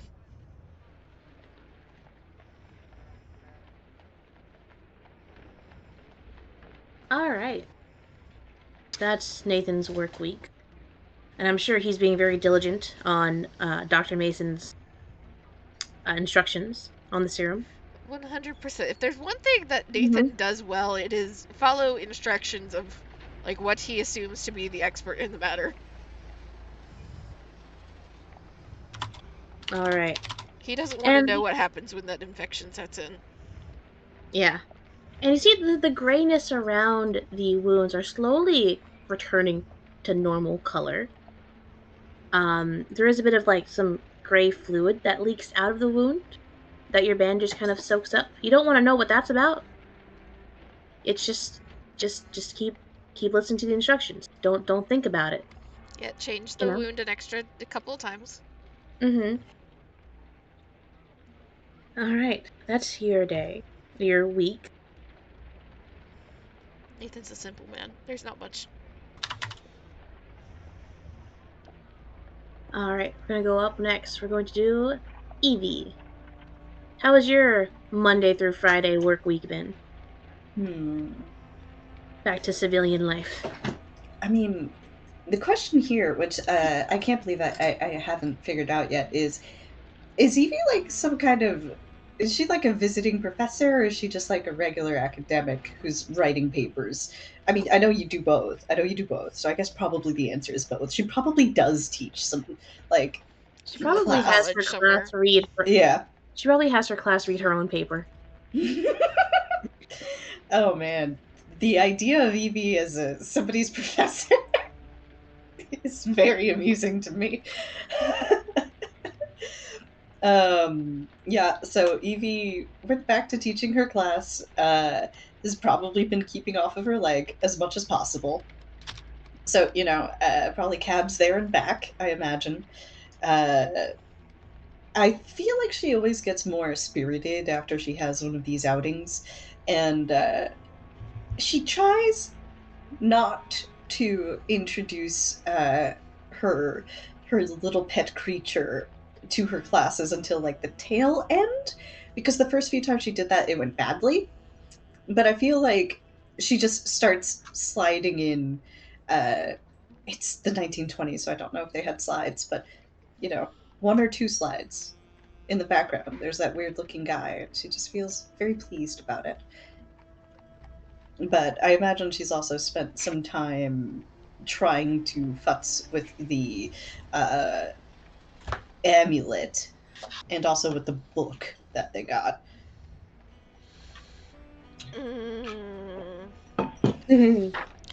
This produces an interesting question, because Nathan does very much wants to monitor Evie and Elaine when they do weird shit with weird cursed objects. I want to say, and you guys can fight me on this, I want to say that until they know for sure what something is, that Nathan probably keeps a lot of the cursed shit, or what he thinks is cursed shit, at his house. And it's like, when I am home, you guys can come over and you guys can do whatever fucking research you want to do on these things. But at least the length of exposure is limited to after work, when there's somebody around, in case one of you just starts like seizing out and like drooling on yourself. No, that makes a lot of sense. Evie would agree to that. I'm just gonna say, if that is the case, when they first started up as a group, there were probably a few instances where you saw Elaine on your doorstep. Just saying. Nathan, I don't think would care too much about, like, it would surprise him, but he wouldn't be like upset. It's just like, as long as she is on the doorstep and not like actively trying to break into his house, then there would be a problem. He hasn't seen that. if she breaks into his house, he doesn't care if she is a girl. He has sisters. Fucking physically kicked to the curb. I have no clue if she has succeeded or not, but it has crossed her mind at least once or twice or 5 times. In contrast, I feel like Evie has fallen asleep on Nathan's couch at least once, buried in an unholy text.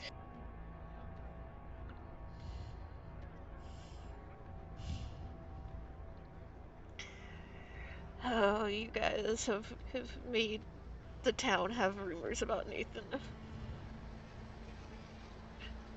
It's his fault. He should just let the items be left at the office.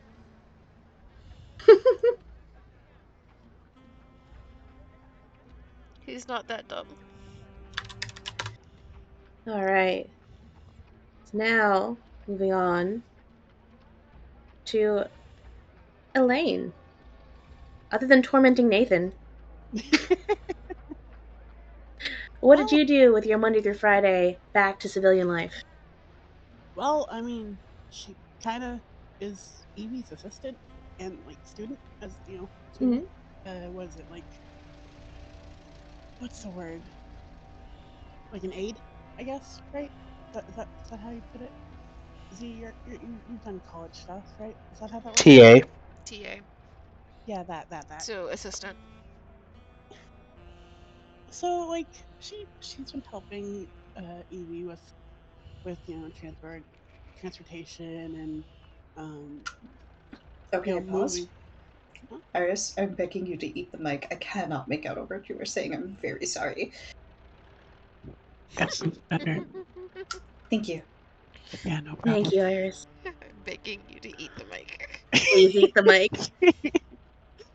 I was what was I saying? I don't know. Evie. She was helping Evie as the TA.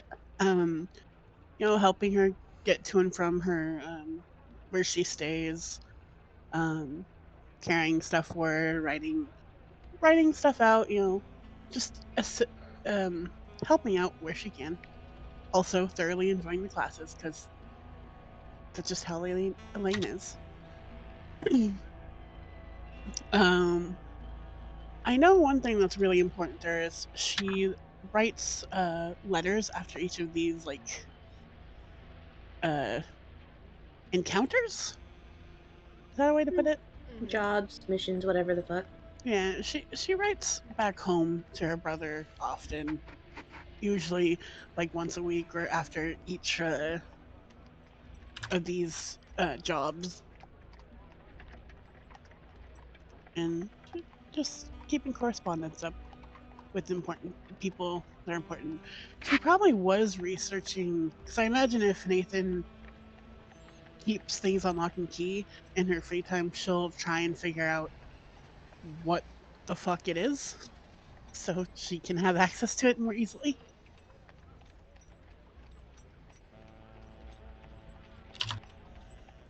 Lots of research time. Lots of research. Okay. Now, all of you you get back to normal as much as you can. A lot of rest and recovery. As you guys heal up, you've had 5 days to heal. So you can go ahead and add 5 HP. So close. New clothing shopping spree. So close. What do you at? Like 1 more? Yes. Alright. Once you make that 1 more, you are out of the major wound. So, you all start making your way back to the office, back to the off hours. Before we get to the office, one of you has had a very, very busy week. Full of work. I'd like to ask, Rebecca, how has your week been? I mean, Describe just, to me what you have been doing for the past 5 days. Just typical police detective work. There has been an influx of quote unquote violence. Potentially some bootleggers, some dead bodies. So the detectives have been hard at work tracking leads. Okay. And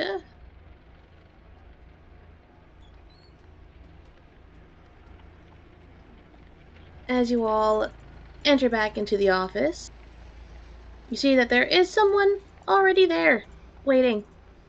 Cody, if you'd like to describe your character. Sure. So Detective Rebecca Redfield is a very noir-looking police detective. She's got a very kind of wrinkled white shirt, suspenders, a loose tie, black fedora, black pants. She is wearing heels, so there is some sense that she dresses up.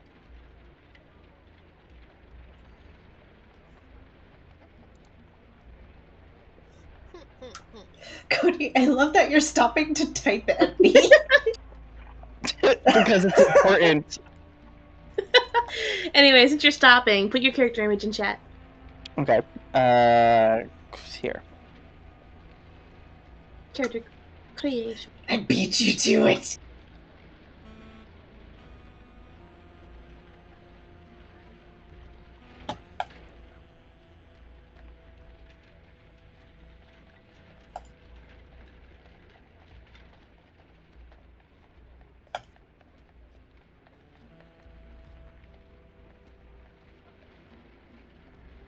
Alright. So, continue, Cody, with this person. Yeah. So I mean, I guess you walk in and she's sitting at your desk.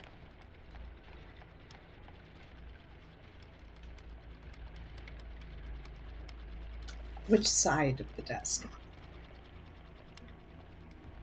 I mean, I really imagine she is sitting behind the desk. I had that feeling. Right here. Yep. So, Evie comes in, sees somebody behind the desk, looks around, calls out, Nathan? Nathan, I imagine, is exchanging pleasantries, like, actually comes in from, like, the library side usually. Tries to maintain a good relationship with the actual librarian. Mm-hmm. Kind of, like, He gets her coffee, you know? perks his head up. He hears that, just excuses himself. Comes in the other door. Pauses as he sees somebody he doesn't really recognize. We didn't have any scheduled appointments, did we? Did we? No. No. No, Absolutely nothing not. like Yep. Evie shakes her Sorry, head. Elaine. Just no.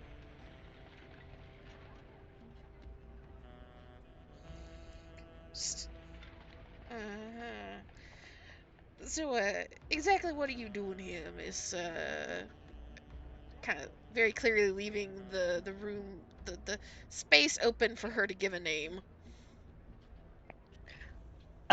Detective Rebecca Redfield.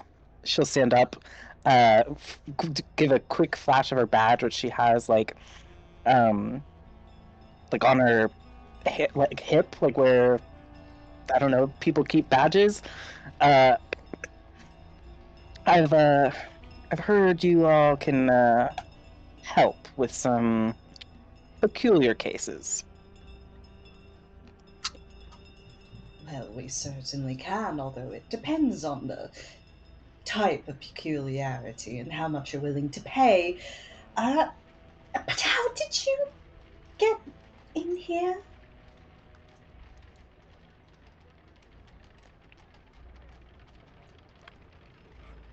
It was unlocked? Evie pauses, thinks for a second. Nathan just kind of frowns to the other side of the room. With all due respect, Detective Redfield, a woman in your position knows not to lie, that you don't want people lying to you. We appreciate the same respect.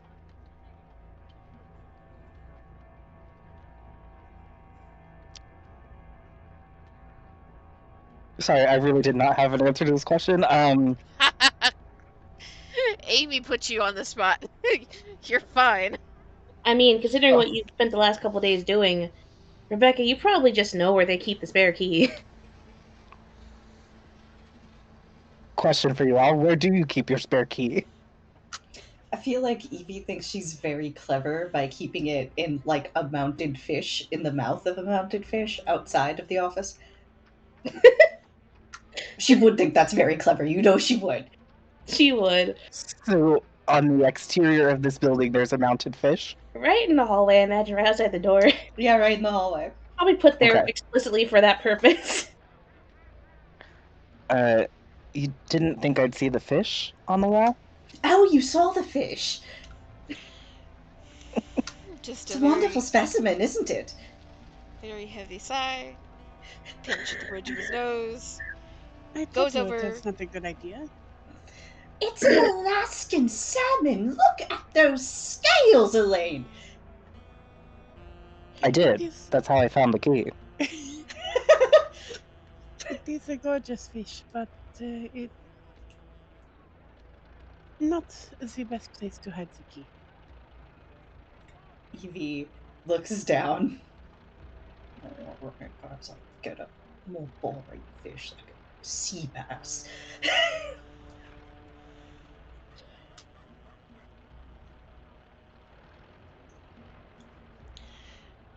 Nathan will has moved over during this back and forth to start some coffee.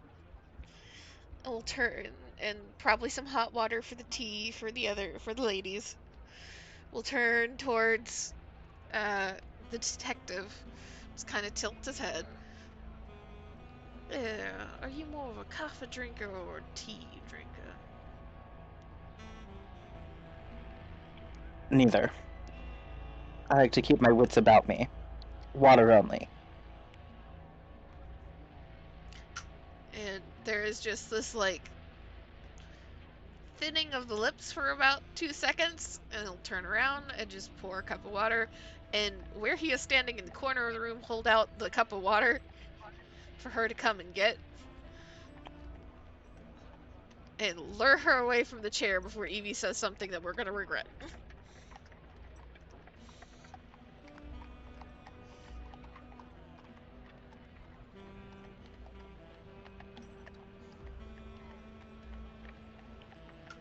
At the mention of just water, the ramble that Evie was about to go on about boring fish has been curtailed. In To just boring drink choices. yeah, the idea of I need to keep my wits about me, water only, to a British person. She looks like a normal person would look like when they've seen the things that she's seen.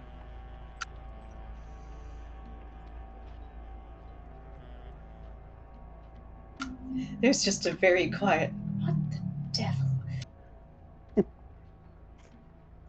Elaine shakes her head, just like, wow.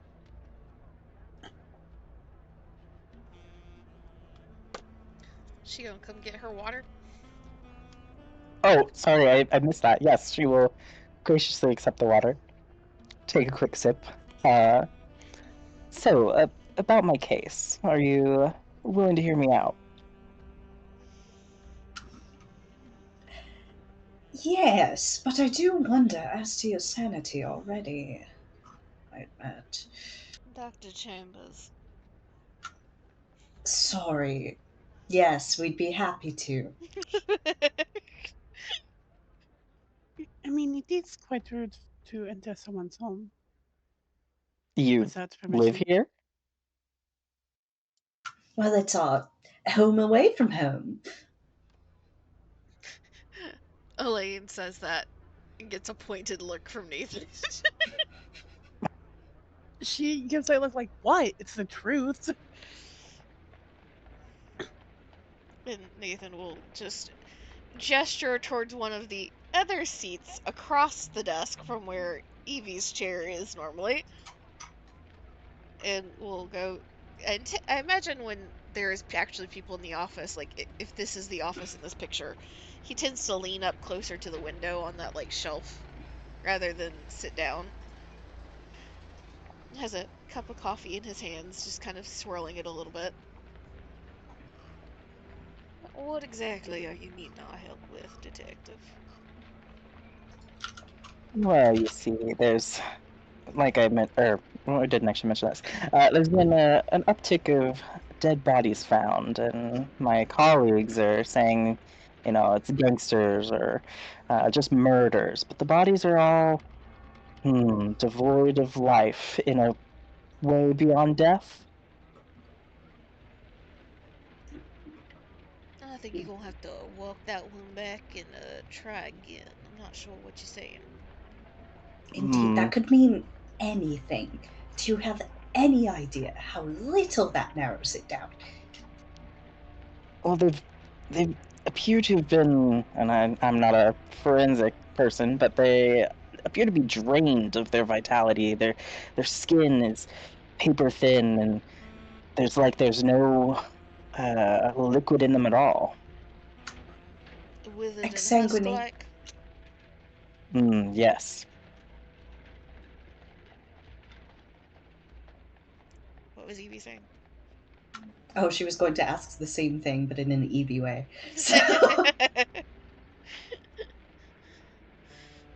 And they have any sort of injuries or anything on them?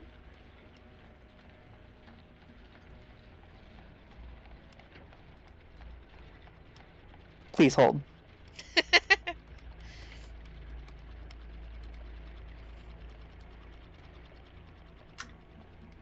Elaine, does she look like she's looking to God for answers? She's actually flipping through her notebook. Yeah, it appears that all the bodies had their necks ripped out.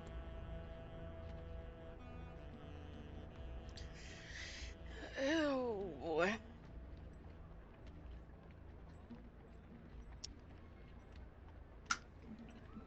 Evie doesn't seem disturbed by this at all. And did you say this was a local matter? Yes, indeed. She thinks for a second. And where was this last body located?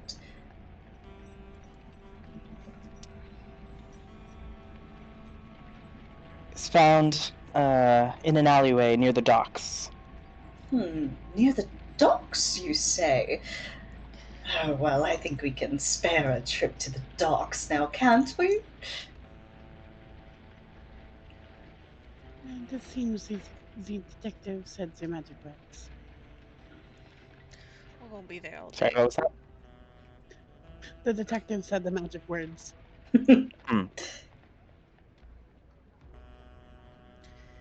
Is any of these bodies somewhere where we can actually take a look at them?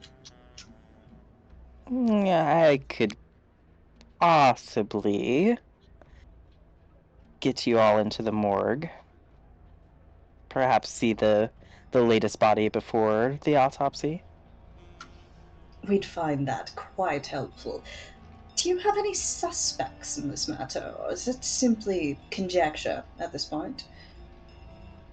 Again, my colleagues are looking to pin it on some street toughs, but I don't think so. I have other ideas.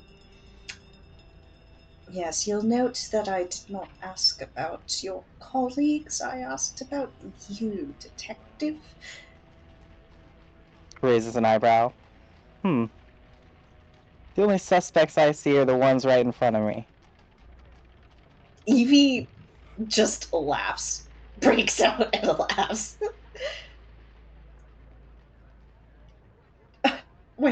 Wait, are you serious?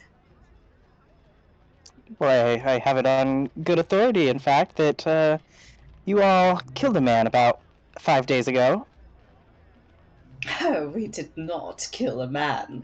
That would stop self. That's rather condensing the matter. Anyway, we have all been very busy the past few weeks, and I'm sure if you do any sort of investigating, you'll find our alibis perfectly check out. Besides, what use would I have for murder? It's quite boring, don't you think?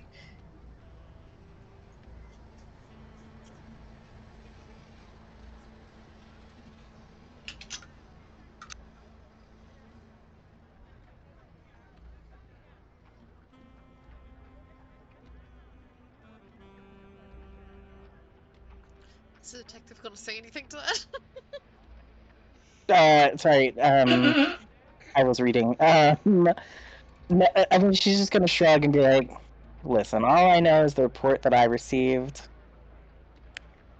But I thought, perhaps you all instead could help me with my case. And that What? is why you came in here flinging accusations? And what was this report you received?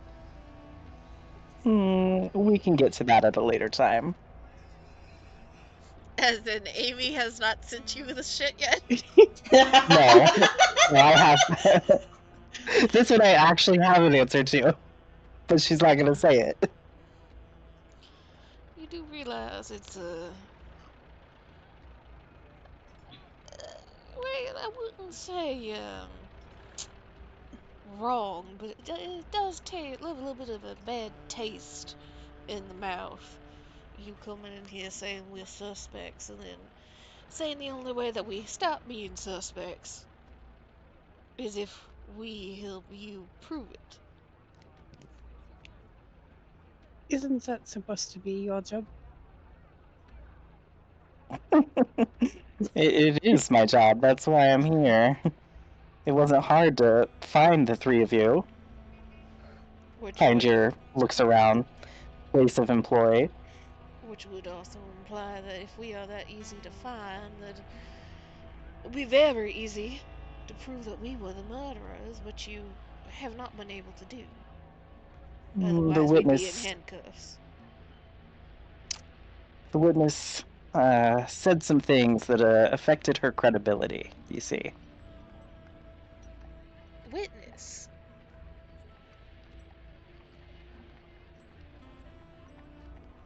Is this a witness to the murders you were actually caring about, or is this a witness to the murder you think we did? Oh yes, The latter. I'm very curious to hear about this murder we committed. Well, you see, about 4 days ago, a very frazzled, disturbed woman came into the station. She claimed that the three of you had broken into a home in her neighborhood and proceeded to rob the place and murder the homeowner? No, Very that's distraught, that one. factually incorrect, actually. If you track down the homeowner, rather skeevy chap, but he does pay well, you'll find that we were simply conducting an investigation on the grounds, because you see, there had been some terrible rumors spread, no doubt by women of such a frazzled nature, that the place was haunted. So we were hired in order to ensure that it wasn't. Perhaps you should question why exactly somebody would be making such a terrible allegation. Where? Sorry. No, go on. So, where are you based, then?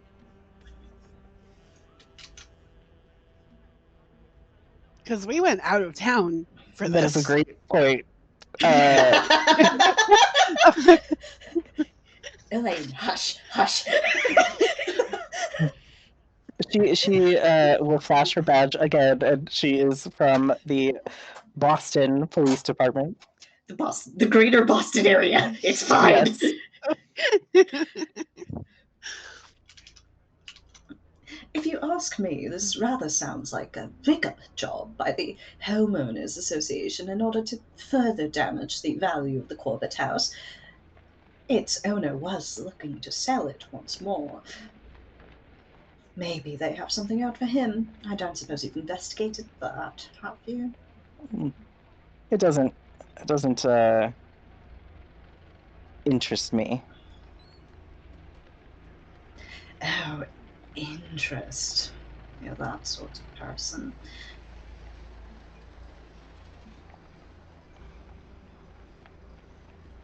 But you mentioned the homeowner paid you all. I could offer you $15 up front to look into this. Let's say $10 a day after that.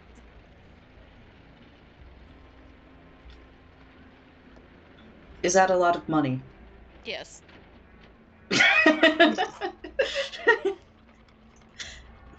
Evie will look back, frown slightly. Fine. I suppose we could reach some sort of agreement for that rate. So you're willing to work alongside and pay through people that you think are probably most definitely criminals. Oh, I assume she's after photos, which she'll sell to the papers. You see, that's always the game here. Listen, I never said that you were criminals. I've chalked you all up to paranormal investigators.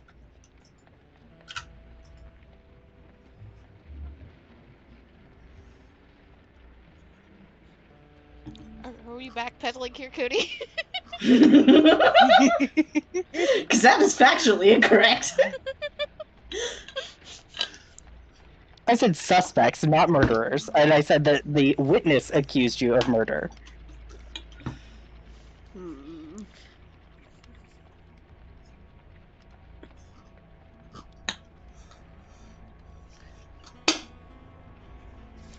mean, it is what's said on our cards. Just saying.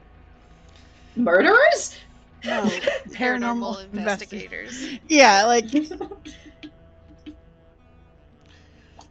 And Nathan just kind of tilts his head one way and then the other, and you see him kind of thinking, well, if you're offering to pay, it can't be much rights by us to say no when we don't have anything else to be doing.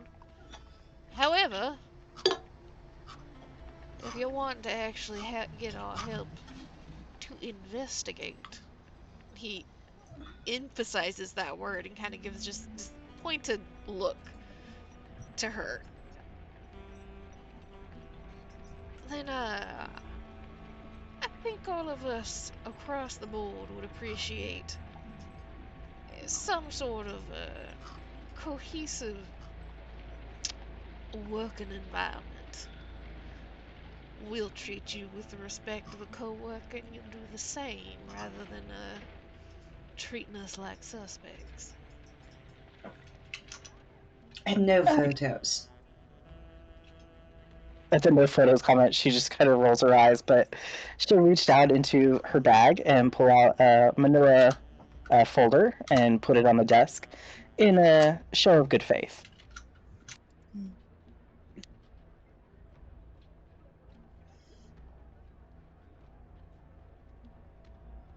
Which one of y'all is diving for the manila folder? It feels like Elaine. I mean, Elaine will go for it, but she'll, as she's going over to grab it, she looks at it. She says, what is it? Flies and honey? Flies and honey? Yeah, catch more flies. Catching more flies with honey. Yeah. It's something along those lines, yes. She'll open the folder. It is the original and only copy of Christie's witness statement.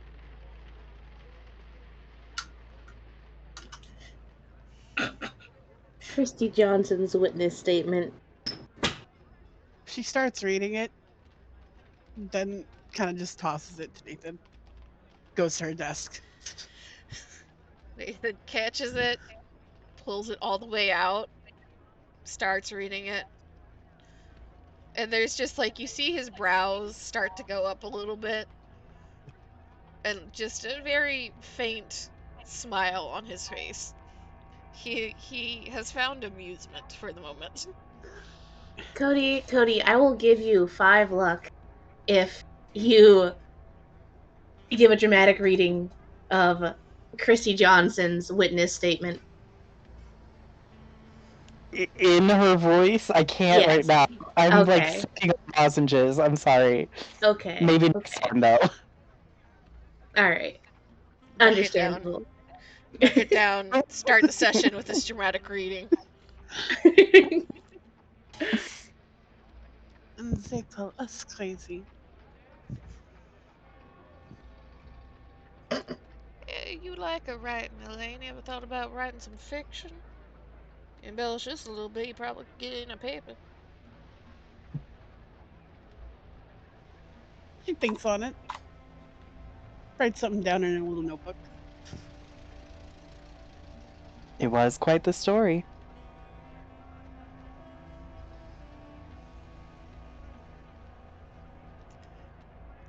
Well, if we're starting this off on good terms both ways, and he looks from Rebecca to Evie, because Evie has gotten a little feisty, and then back.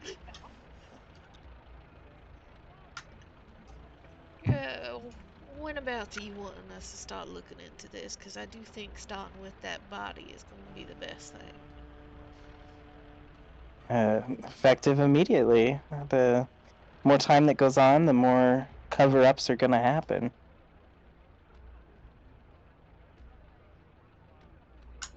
When Nathan looks over to Evie, she's rushed over to the mirror and started to like actually do her hair.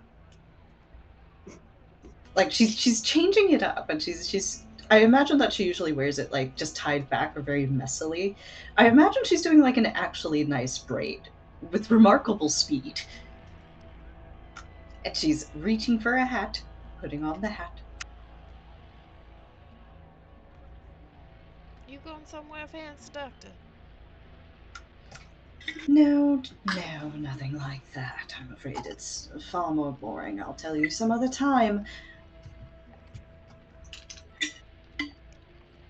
A very unimpressed look.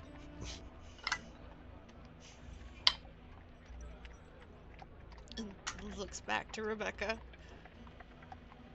Well, we'll gather a couple of things we're going to be needing, but if you can call ahead to this morgue and get a viewing set up, we can all head that direction.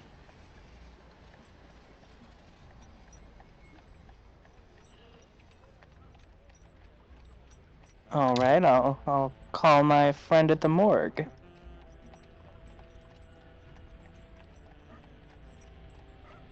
All right. So, Rebecca, you go ahead and you set up time for the group to go and investigate the body before the autopsy happens. And everyone has enough time in the morning to get all their shit together.